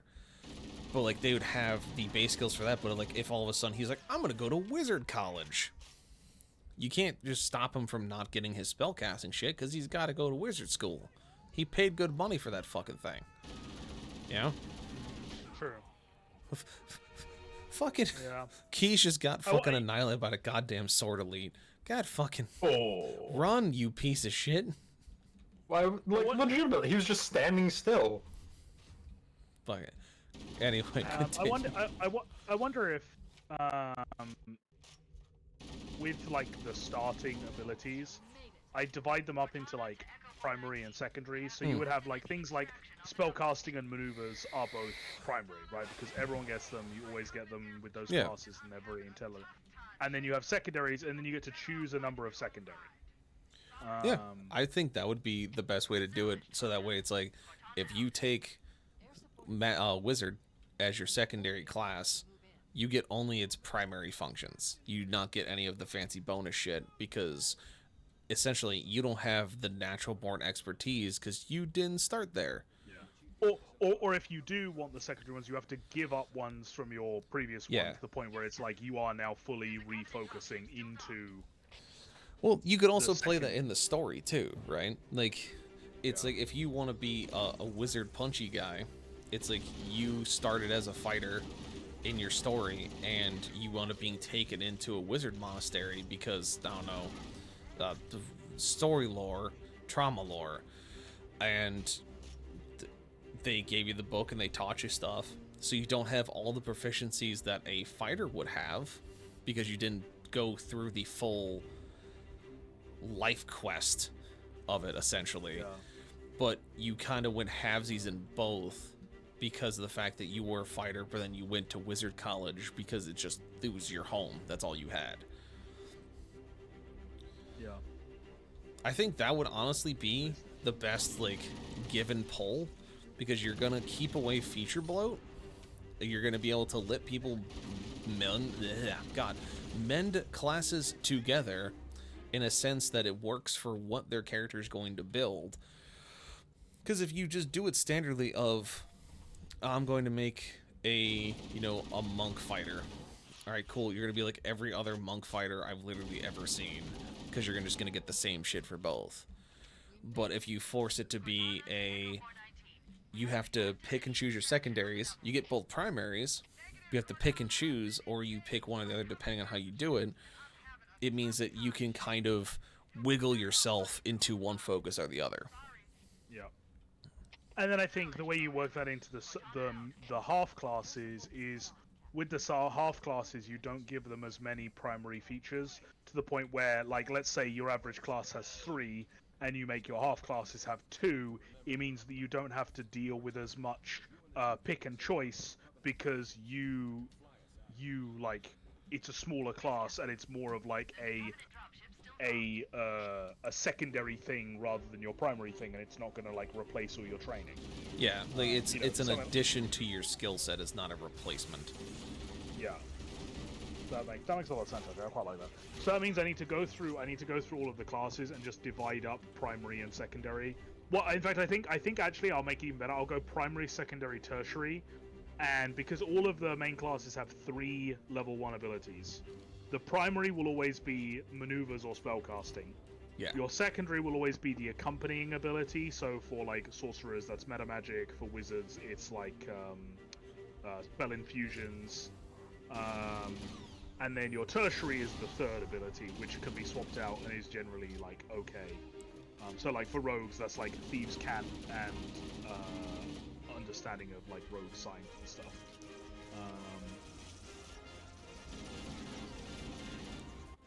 Yeah, that makes a lot of sense actually. Yeah, then I guess you swap out the tertiary in exchange for. I guess you allow a maximum of 4 core features. Yeah, that's fine. Yeah, because if you do technically three features per class, you primary, second, tertiary for your half classes. That means that if you are like, if you pick 2 half classes, you can only have 4. You have a bunch of full size meal classes that are your standard mixed standards that would have the 4 features off the bat that you don't really get to choose much. You may be able to swap out your tertiary for something different, but on the most part, it's like you're sticking to your baseline features, and then of course going into your half class, it's like so you get 6 to choose from. You get your 2 primaries, 2 secondaries, 2 tertiaries, and you kind of just pick and choose your secondary and tertiaries to fit what you're working on. Yeah. Yeah, I like that. It's a good idea. Because I think that would make your life easier, because you're essentially setting up a template to keep feature bloat to a minimum. But it also allows the players to make weird combos and still kind of explore it. Because if someone wants to make an arcane knight for whatever reason, they technically could by mixing like the wizard or sorcerer class with the quote-unquote like paladin or fighter class. Yep. And then just taking it as okay, well, I can take this one, this one, this one. I want him to kind of be a mix of both. Like, is he going to have access to meta magic, or is he going to have more access to, like, Punchy McPunchersons? Like, what's his study level? What was he focusing in? What's the character about? It's a lot less cookie cutter and a lot more, what are you willing to role play to make this character something that you want to deal with. Yeah. Because there's been plenty of people that I've even played with or DM'd with that are like, I'm going to take Arcane Thief and then take like one fucking thing from Arcane Thief and that's it. And I'm like, why the fuck did you waste everyone's time getting your prereqs for that to just get the ability to make a smokescreen? You could have just bought the fucking smoke bombs to make a smokescreen. Why you gotta make things difficult? Yeah, I like that. Right. That's bullshit. I'm yawning up a fucking storm, so I'm gonna go Well, to bed. go fuck the bed.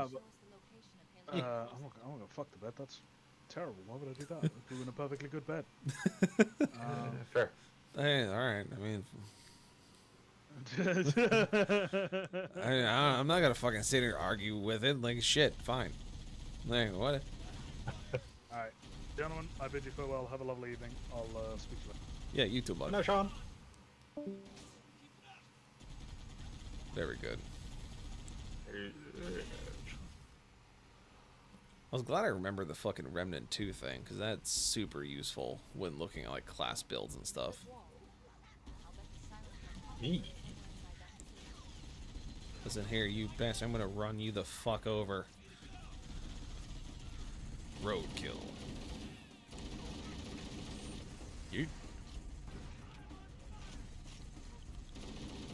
Stop hiding behind the pillars, you schmuck.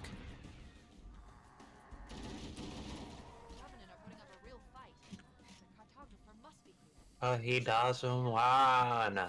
He doesn't wanna. He doesn't wanna come out from behind the fucking thing. He doesn't wanna become content. Which, too bad. Become content. That guy fucking became content. I fucking cocked that grenade for 40 days and 40 nights. Hey, open the door, shithead.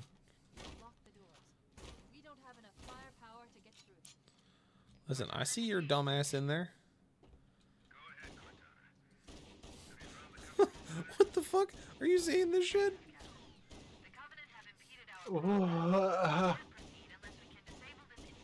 The fuck? Listen, I don't know. Spec Ops Elite just sitting there like, stop firing, hit me. Wait, did I just fucking kill him? He's fucking dead. He's fucking dead. What the fuck? I shot him through the fucking door.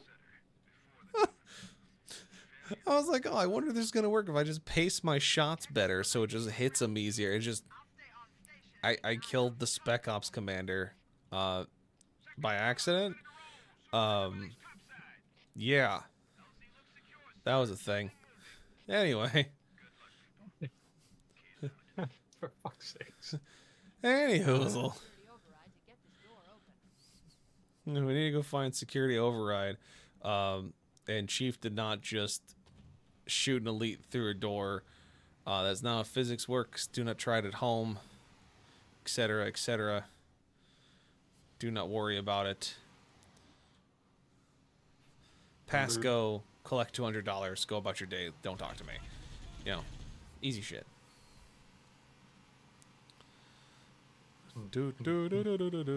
Now the question becomes, is he going to spawn when I go to open that door again? That is the big question. Because if he doesn't spawn, that's dumb as shit, and I love it. Right. I mean, I'm all for it if he, like, if that legitimately he's spawned and then he doesn't spawn again because he's already, like, they just spawned him at the beginning. So that's how they loaded shit. Yeah.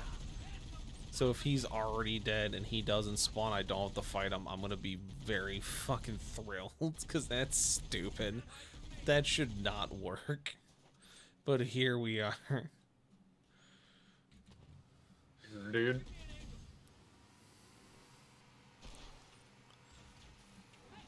Also, hot take. I don't give a shit what kind of plasma shield you got on. If I'm firing a fucking triple barrel 50 cal that's meant to take down aircraft at you, get fucked. Like, I do not care. Yeah. People are like, but it may just have like FMJ, and it may not have something that pierces their armor. It's 50 cal ammunition being fired out of a triple barrel Gatling gun.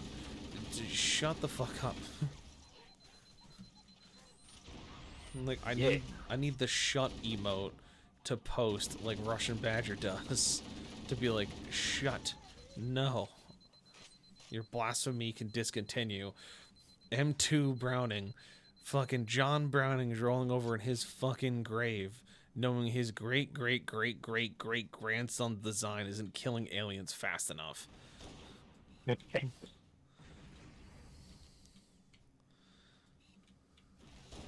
Checks out. Just I fucking mean, tapped him like, with a magnum. I don't know, bitch. Give me one. Wait, give me yeah. a singular one. There you go.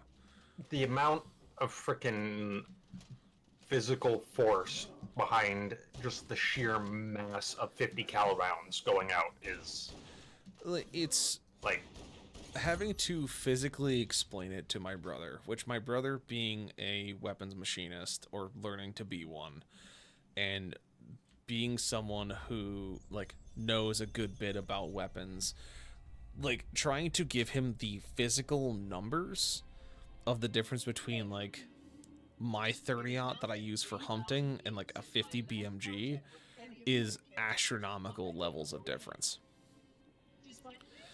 oh yeah. Like it is like a significant, like the rounds that I fire are 185, or like the ones that I currently use for hunting are 185 soft nose. So they're basically meant to be rifle hollow points without losing ballistics. They're the heaviest round, well, not the heaviest. You can get 210 grain, which is still pretty dense, but like no one uses those because their ballistic coefficient is shit, as you can imagine. Like it's way too fucking heavy. And so I'm firing a 185 out of a 30-06 Springfield casing, which means it has a speed of 2750 feet per second leaving the barrel, which is about 900 meters a second.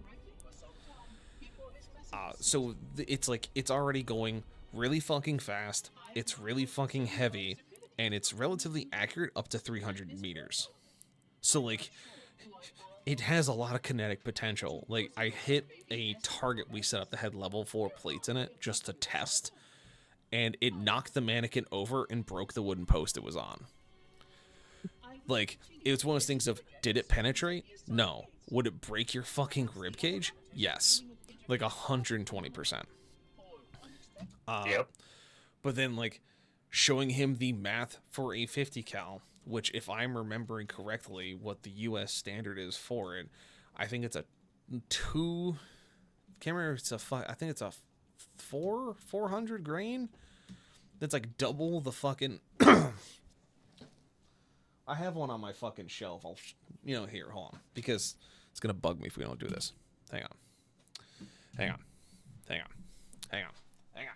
Hang on.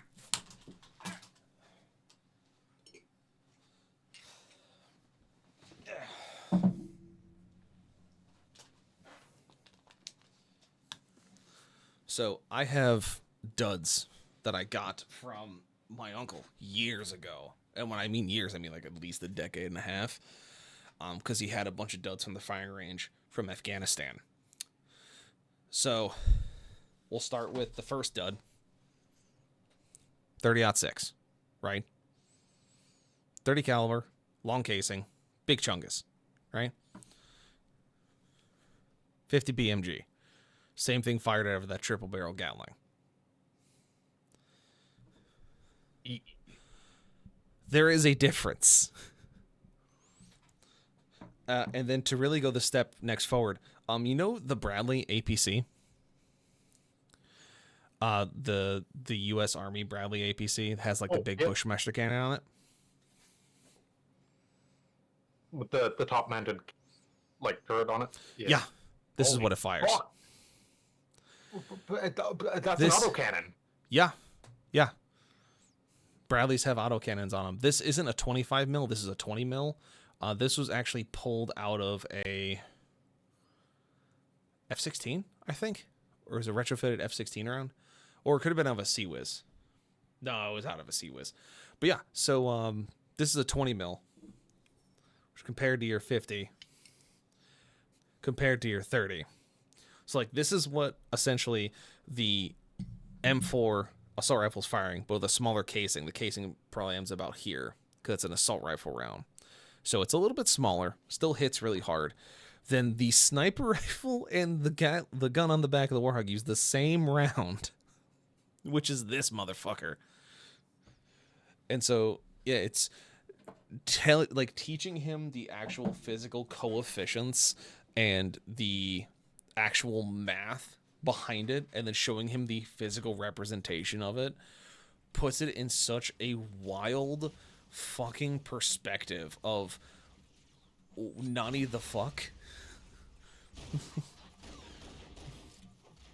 Because it's terrifying. And like that's not even some of the biggest stuff that is fired out of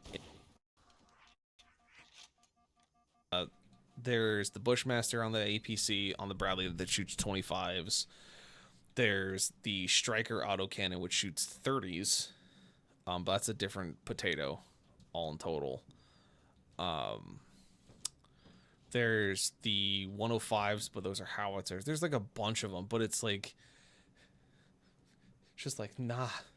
I don't give a fuck what goddamn plasma shielding you got, Sonny Jim.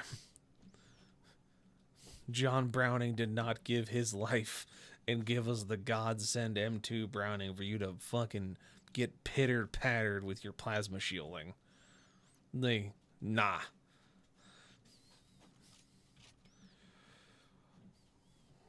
Yeah.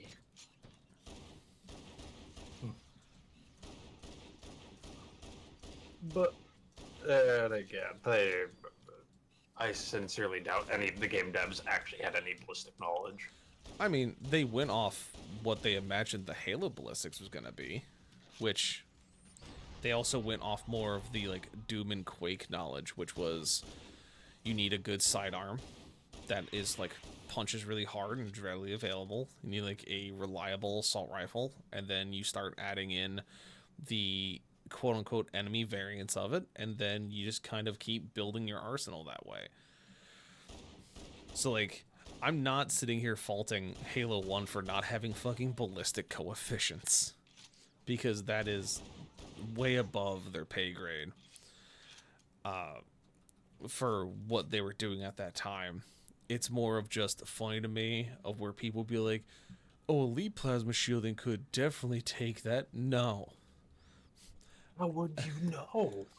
It's because it's just what they believe in lore. And it's like, listen, lore is right twice a day.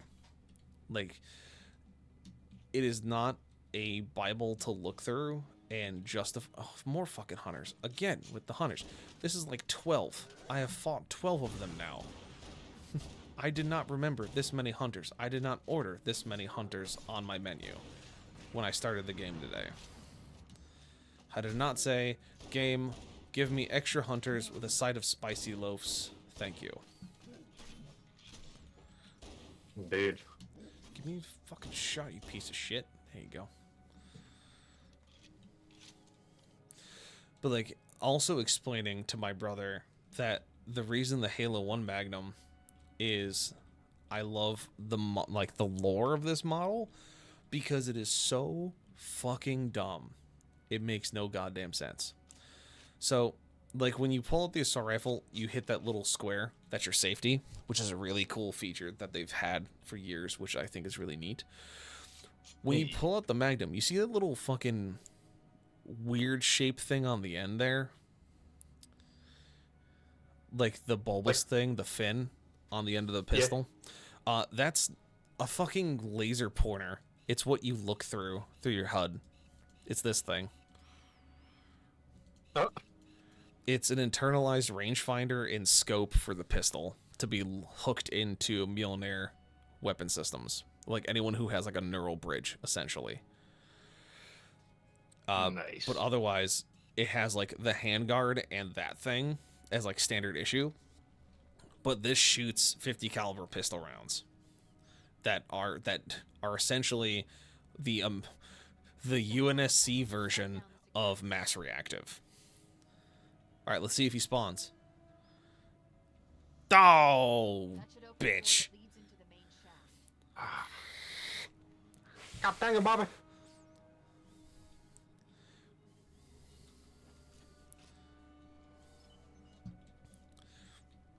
Yeah, so essentially they are what we would call like modern day mass reactive, because they are semi armor piercing. So they're what we call sap rounds, where they're not meant to be fully armor piercing. Like, they're not full steel core, because their core is full of high explosive. So it's meant to either pierce pretty low tier standard armor and get inside and then detonate, or it's meant to pierce just enough and then detonate, which still causes a shit ton of damage because it's still explosive.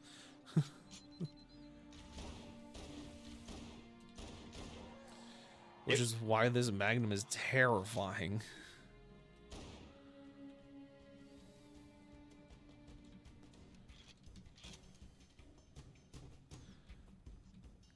It's like, oh yeah, I'm just shooting, 300 grain, 50 cal semi armor piercing high explosive rounds at this elite. It's like, I don't care what it's got. I'm gonna fuck up its day. Like, I really don't care. He is not going to enjoy my presence at this point in time. Sorry, not fucking sorry. Yep. And then you don't get wrecked. We of course come the fan favorite, the Spanky Boy. The Spankinator. Yes. No campaign is complete without point blanking a fucking elite with the muzzle of that fucking thing. Just being like, hey, yeah, so I'm gonna solve this problem real fast. Like, how you gonna do that? I'm just gonna direct impact with a spanker. Alright. That should work. That should be fine. Yeah. Kaboom. Yeah, I just want to put a shaped high explosive charge into that dude's face. It's like, okay. Like, I mean, I can't really fault you for wanting to do that. That seems like a solid plan. Speaking of which, the fuck out of my face.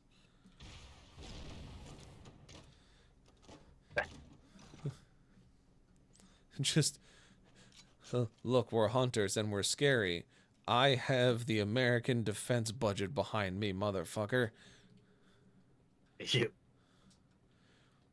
That being said, I don't think rocket launchers one-shot hunters in any of the other games. They do not.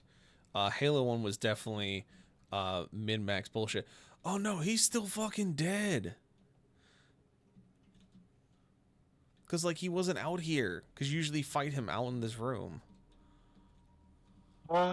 So he spawned for the cutscene and then died. Yeah, he spawned for the cutscene. That was it. Like, fucking what? I mean, it's a 20-year-old game. Yeah, yeah. Just, hey, Chief, how deep's that hole? Kicks rock. Nah, deep enough. It's like, the fuck you mean? Just like the visceral reaction to the, you took everything from me. Nuh-uh. The fuck you mean, nuh-uh?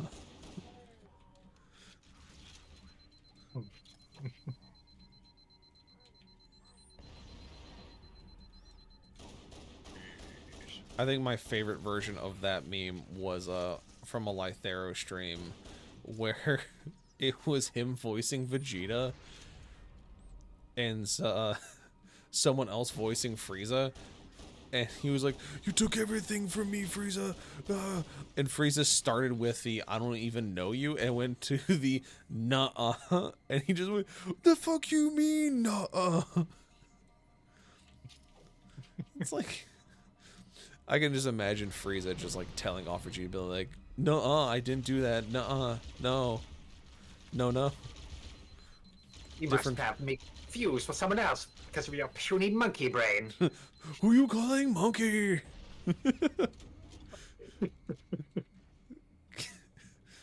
God, all of them having the Goes Super Saiyan. Uh-oh. Fucking all those guys having the ability to do the voices like pretty well to canon for those characters makes watching like the animations and shit they do so much better, because it's just like, yeah, no, I can see him saying that because this dude's fucking saying it just like him, and I'm like, man, now it will be in my brain forever. Like, it's just there now. It won't leave me alone.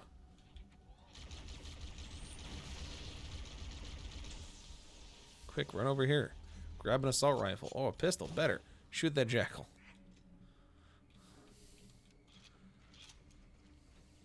Ooh, secret hole?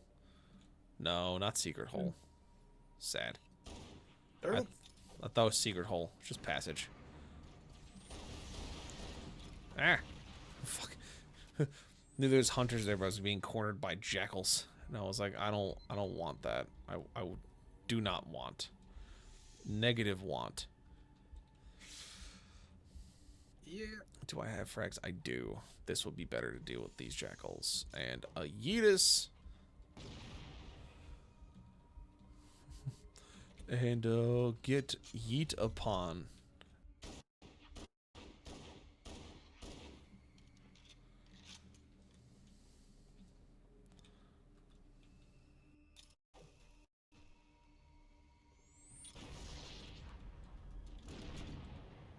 Got them. And then yeet. Yeet. Yeah, and the thing is with the Spanker, it is direct hits. Like, you can't, like, miss. You gotta slap that hunter square in the face. It's like, oh, look, you're armored like a tank. Man, good thing these things are meant to pen tank armor. Man, just thank God, honestly.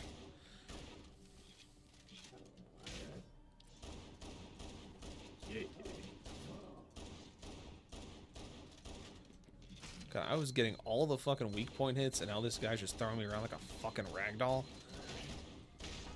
Yep. Couldn't get the fucking angle to pop him with the goddamn rocket, and he was like, haha, bitch. Bitch, you thought?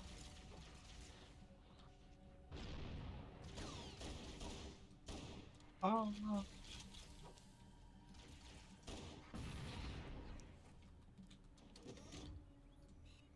Shunk.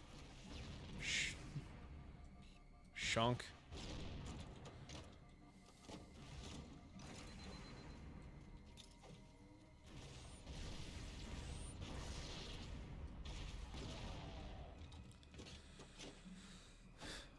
Nah, that's right. I was trying to remember, like, what game had, like, a really weird hunter mechanic that I did not enjoy.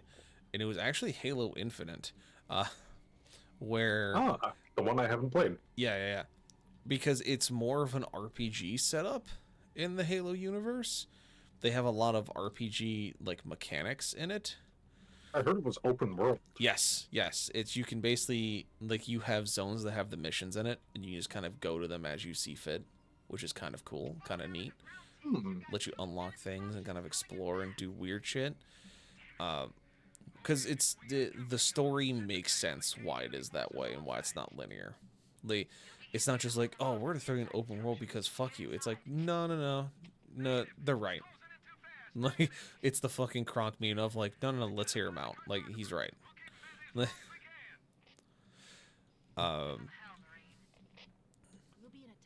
yeah, so it's pretty good. But the hunters have this one weird fucking thing they do where, because they're pack bonded, because they have to be like essentially created in like twins, is the fact that if you drop one of them, the other one gets like super angry and goes berserk and makes life really difficult for you. I thought they always did that. I guess they just do it more so? They do it in a more like RPG sense. Like okay.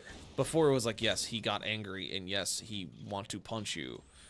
But like these hunters do give zero shits if I kill their friend. They're just trying to punch me. But the guys in Infinite, it's like, yeah, if you fucking pop one of them, the other one gets like faster because now it's just super so angry. It actually fucking buffs them instead of just instead of like quote unquote changing its moveset, it actually buffs them, and it's not fun. Which is like, there's a part of the game that you are pitted against two, I guess, quote unquote elite hunters, and it's like, you want to learn how to do this shit? This is the time you're gonna have to learn to do this shit, because you got two of them, and they're not the regular ones. They are the Angie ones. They're the Angie elite boys.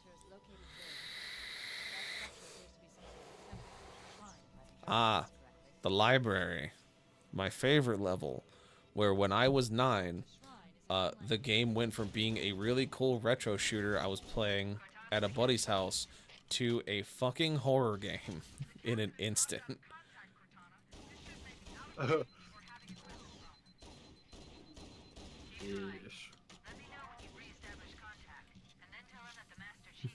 It's just like, oh man, this is really cool. We're going into the library and we're doing all this cool stuff. It's like, yeah. And then it's just like, hey, I hope you like scary movies. It's like, why? No reason. No reason at all. What's this strange, sickly mist suddenly? Uh-oh. Why did I find a Marine helmet? I didn't know Marines were down here. And just like, oh shit.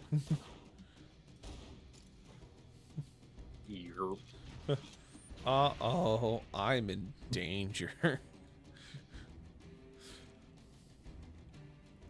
Like, I remember watching that cutscene the first time where it introduces the flood, and I was like, I'm supposed to fight that? And it's like, yep. And it's like, how?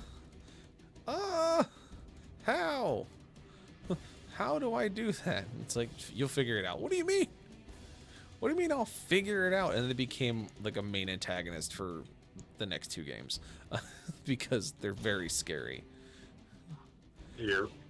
Oh, one thing I'm kind of excited to look at on stream, just because of how unsettling they did the remake of the Gravemind. Like, he looks fucking terrifying. Because, like, in the first game, he was still pretty terrifying. He was still a spooky boy. But he looked like a plant. And you're like, alright, how angry can broccoli get? You know, this looks like just an angry stalk of asparagus. Then when they did the redesign for the cutscenes, they were able to do a lot more with Halo 2 than Halo 1, because you can only increase polygons so much.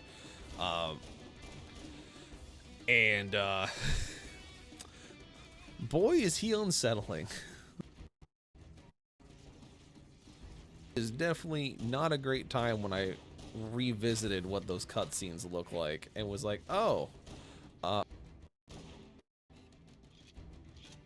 with flappy lips and oddly human teeth. I don't like it. I want it to go away. Why is it still here? Like, listen, just go look up screenshots. Go look up the clip of when he meets the Gravemind for the first time. You'll see what I'm talking about. It is it is an experience.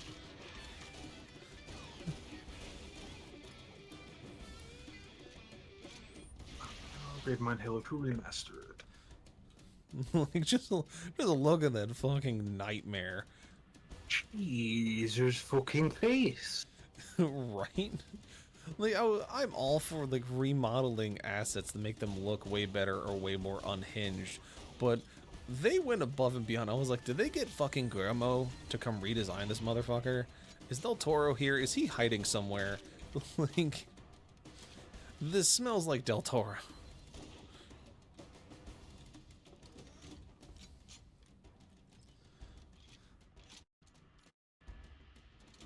I don't remember him having the dangly bits before No, either. he literally looked like an angry asparagus branch.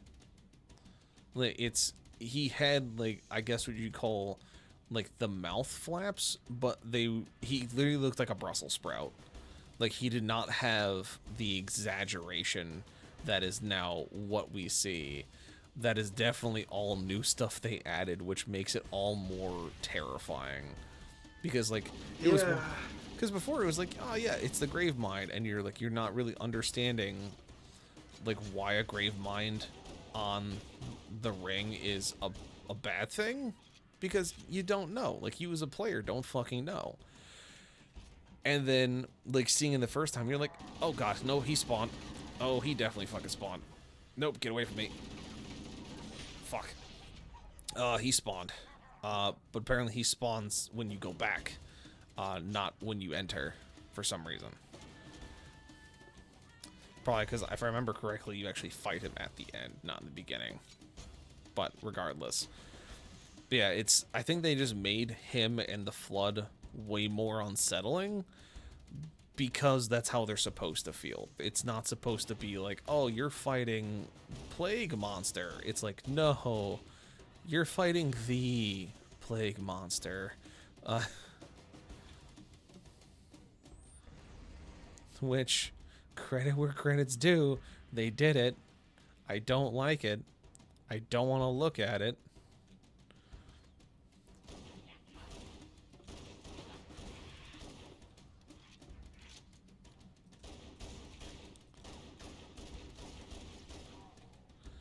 Alright, fucking load my shit. I ain't got fucking nades. He has a grenade on him, so we're gonna make it count, and I got an assault rifle with his name on it. Perfect. Stick!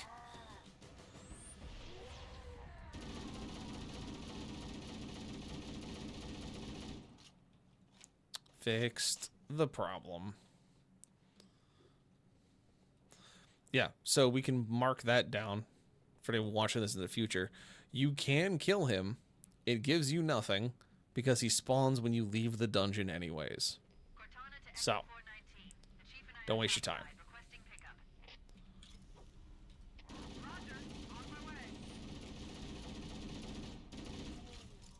Fucking Spec Ops. Fuck out of here.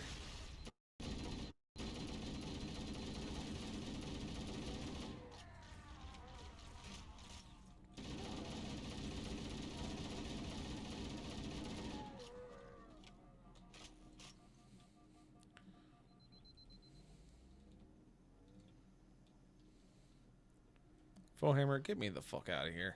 I'm done with this place. I'm done here. Let's go.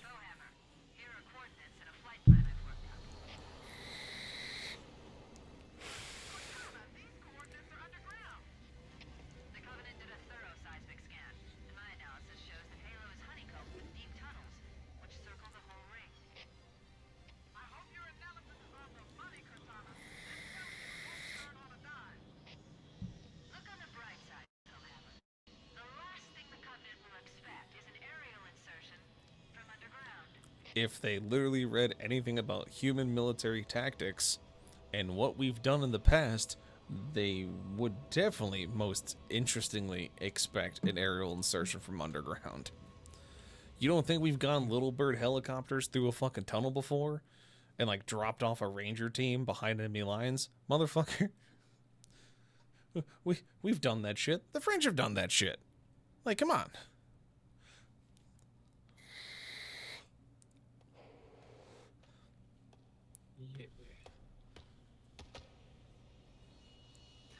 They really did upgrade the graphics of the cutscenes.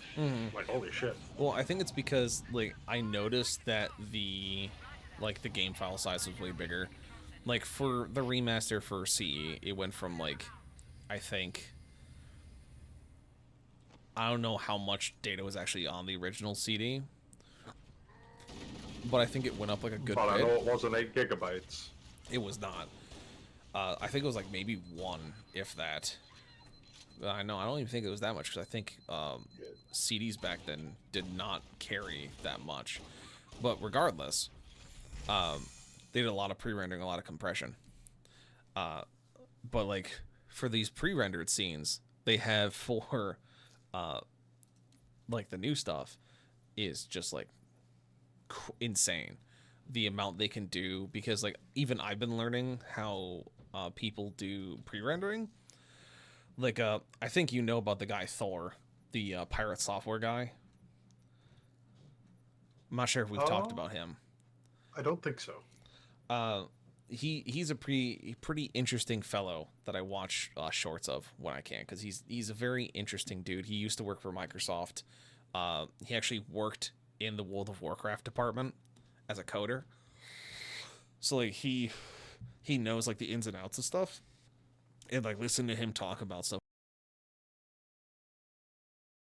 specifically was how they do. Well, him and Lythera both talked about how they do compression of videos, of where like he'll work on it a certain way, and like the way Lythera does it is he'll work on his videos in his editor at 4K, but then he will compress it down to HD 1080p. The reason why is that when he pushes it to YouTube or otherwise, it doesn't get bit crunched, because it's going to be rendered back into 1080p regardless. But if you give it more background static to work with, it doesn't bit crunch your shit. Hello, Carson. Made a cursed duck. A cursed duck. Another collection. Another creature from my collection. We have to find the crochet chicken that Oryx stole, wherever he has run off to. Yes. So yeah, I found the original file size for Combat Evolved. Yeah. 600 megabytes. Oh, Jesus. 600 megabytes to 8 gigs. Wow, that's a fucking change. But yeah, but the fact that like Halo 2 is now 20 gigs, it's like, yeah, that's all that pre-rendering stuff. It's fucking intense, and I love it. But I think this is where we will be ending tonight, just for the sake of it's late. I've been going for 3 hours. But yeah, so that is what's been going on with that. We're going to keep going through it, just because I have a thing for the Halo campaigns, and I want to keep on going to do cool shit with it. Because, you know, why not? And so hopefully, if you and me fix the netcode thing, whatever the fuck that problem mayhaps be, and if it's not netcode, we just kind of bite the bullet, and basically we'll just do a backseat driver for the rest of CE, and then into Halo 2, and then when we get to Halo 3 and ODST, we'll be able to start doing co-op stuff, which will be fine. From the looks of it, we will probably have to do the backseat driver thing, because the only fixes I could find for the co-op are out of date. Like, Microsoft has completely changed the way Windows works now, so the options that they tell you to go to aren't there anymore. Huh. Yeah. Interesting. I don't have 100 You points. cannot access Xbox Live services from the settings anymore, so you can't try to force your NAT type to be open, which is what you need to do, apparently, to fix the bullshit that they have going on with Halo 1 and 2. That's... I can't believe, after all these years, NAT type is still following me and trying to murder me. Like, after all these years, here it is, once again, trying to fucking crump my shit. Yeah. It's a Man. little bit ridiculous. It's a little goofy, but you know, I've seen weirder. It's fine.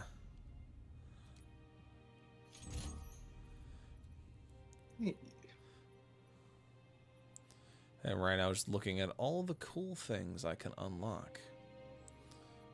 Because I got a bunch of points. I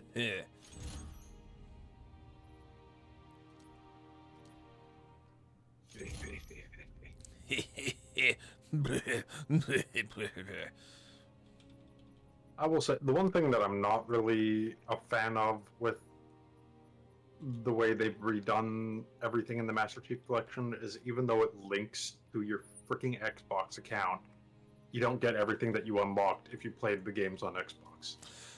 Yeah, I don't get it. Honestly, it doesn't make a whole lot of sense to me. I tell you what. Uh-huh.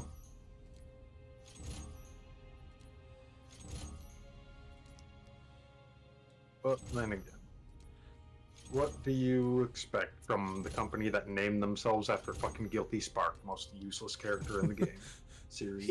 He is kind of just like the shittiest character. Like, I know people are gonna be like, but I love Guilty Spark. You are more than welcome to love Guilty Spark as much as you possibly want. I myself think he's a pain in my ass through every way through and center. Because just at every turn, it was another clusterfuck brought forth by none other than the goddamn Guilty Spark himself. Yup. Because, hey, maybe we shouldn't do that. And he goes, nah, fam, we gonna do that. And it's like, you could not do it. Nah.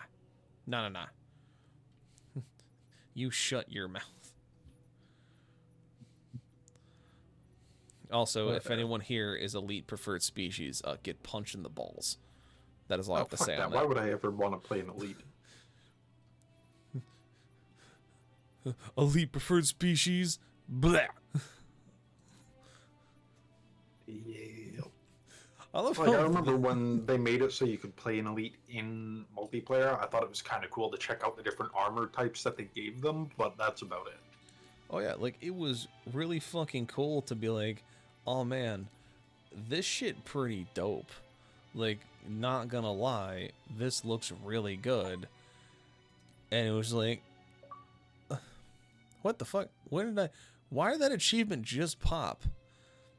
I apparently finished the Silent Cartographer without losing any Marines.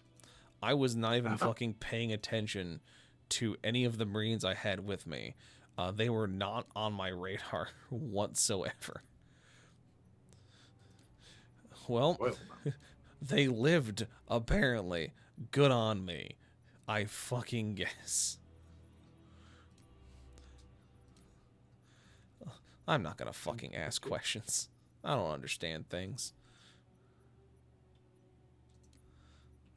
Smile and wave, boys. Smile and wave. Smile and wave. Ah, the security helmet. The fucking... Also known as the Firefly. Well, it's originally... It's the Marathon helmet. Oh, Dragonfly, that's the brand. Yeah. Yeah. But it's the helmet used in Marathon, which is what Halo's based off of.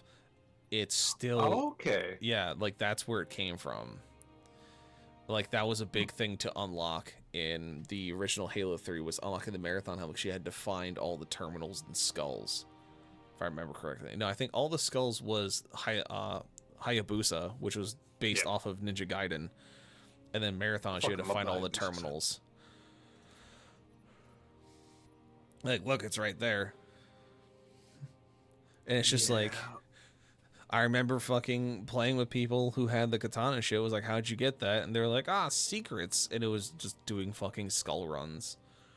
And then getting it. And now it's just like, oh, everyone gets it for free. It's like, am I a joke to you? Yeah, the privatized Mjolnir variant. Looks like shit. That's why I didn't make it. I like the scout helmet, though. Like, when you're trying to give yourself every advantage humanly possible, the scout helmet was very good at keeping you very low profile, and I will give it that. Its job was to make you less easy to see, And it did its job. Job.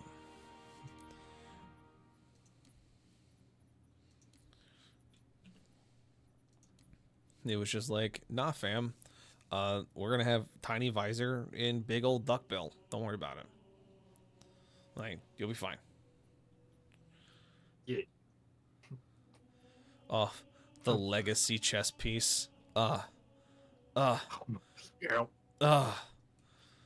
God. He's so Tanker. blocky. Look at this fucking tanker chess piece.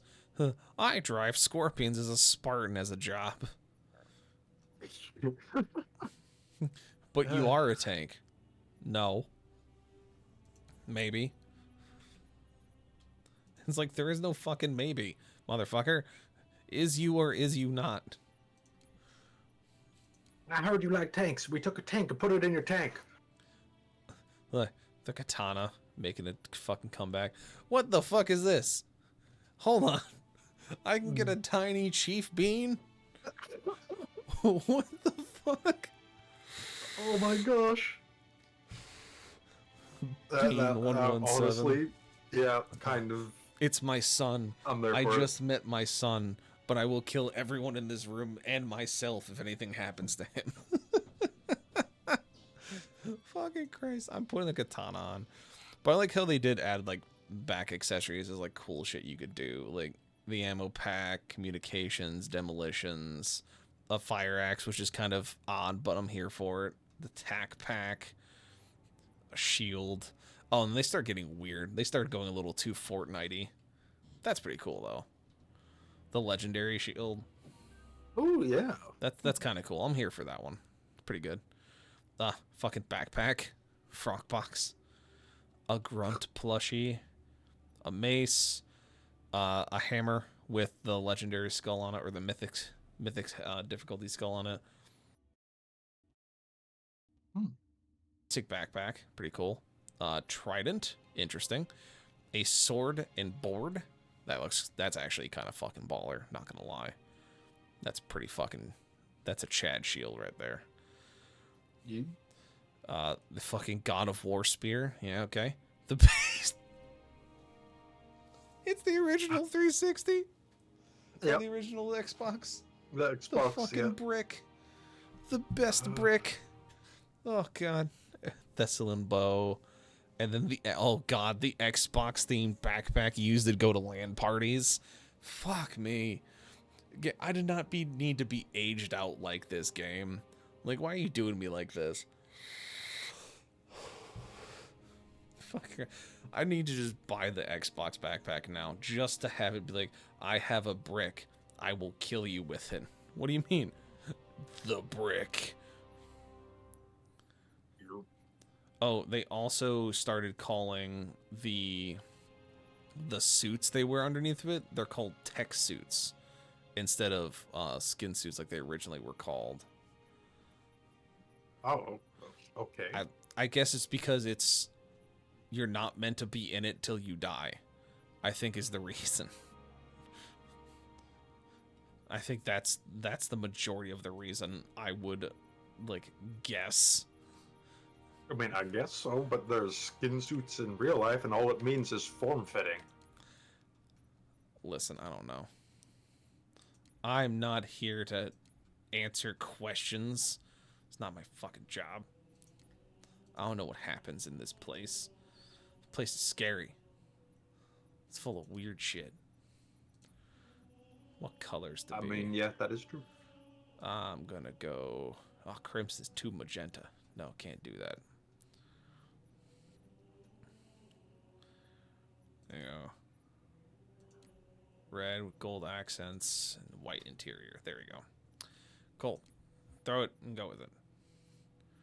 Oh, and that's right. I forgot for ODST, you unlocked just like the agents in it. I can unlock and Sergeant then also Johnson. just randomly Sergeant Johnson. Listen, Sergeant Johnson is the best of us.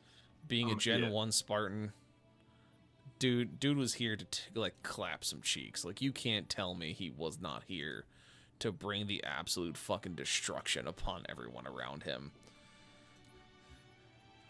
I mean, fair. Sergeant Johnson is still my favorite fucking character in the series.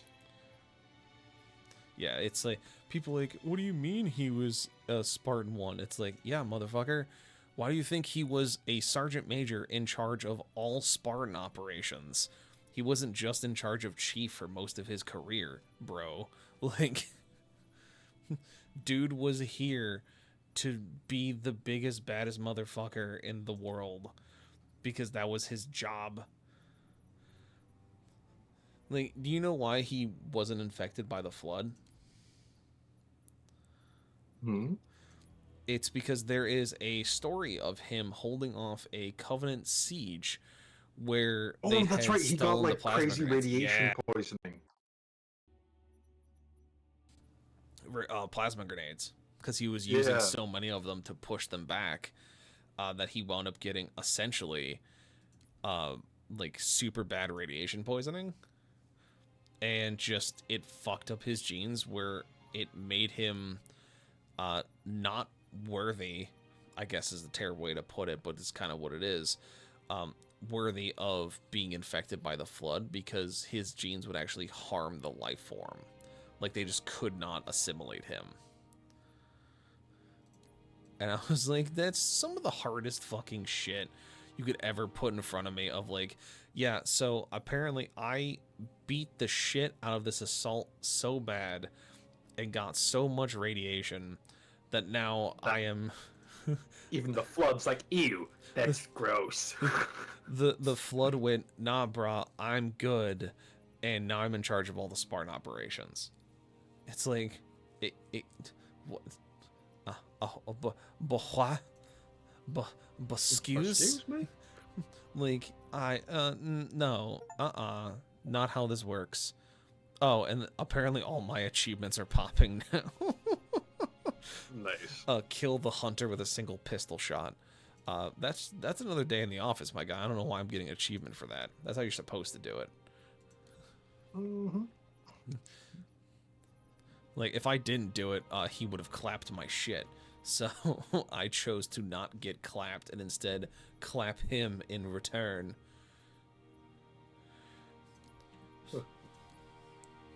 Yes. You're not supposed to do it that way. That's supposed to be something fancy. No. That is my response. I don't know what you thought my response is going to be, but it is, shut up. I'm doing it my way. I'm doing it my way. Deal with it. And on the note of frickin' Sergeant Johnson, I also just love how they never actually fucking finish the sentence, but he like, I would have been your daddy, and then the fucking mission, yeah, the mission name, but a dog beat me over the. Oh! I would have been your daddy if a dog didn't beat me over the fence. It's like, fucking, damn! Sergeant Johnson out here giving just free ass kickings to everybody. Everybody just getting slapped around today. Just like, damn, Sergeant Johnson, why'd you gotta do him like that? He asked for it. He gonna get it. It's like, you know what? Fair. Like, I can't fault you. Yep, that checks out.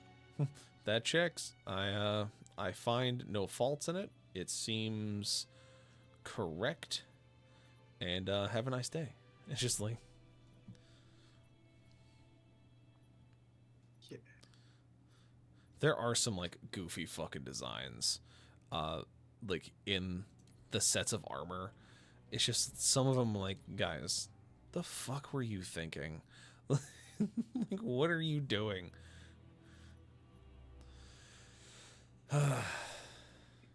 But that is button. There you go. Button. Hooray for button. Hooray for button. But yeah, so that's gonna be it for me tonight, folks. We're gonna be logging off of here. We're gonna be seeing who is on that we can go jump into. And Cactus is blowing up my phone.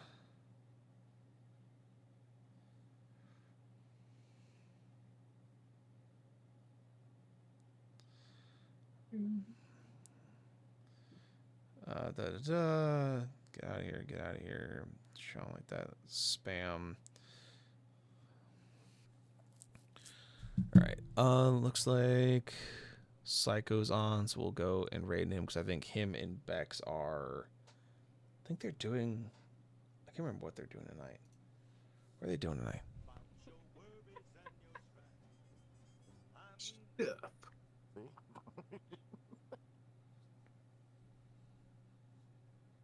Yo, wake up. It's like 7 o'clock. Okay, maybe. I think they're just being goofy. Get that set up. Alright, so let's go and jump over to them. Get that going. Very good. Very good.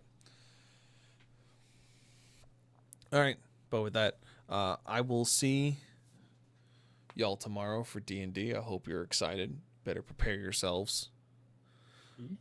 Because where we left off last time was kind of a bummer, so it's going to be fine. It's going to be great. It's going to be fine.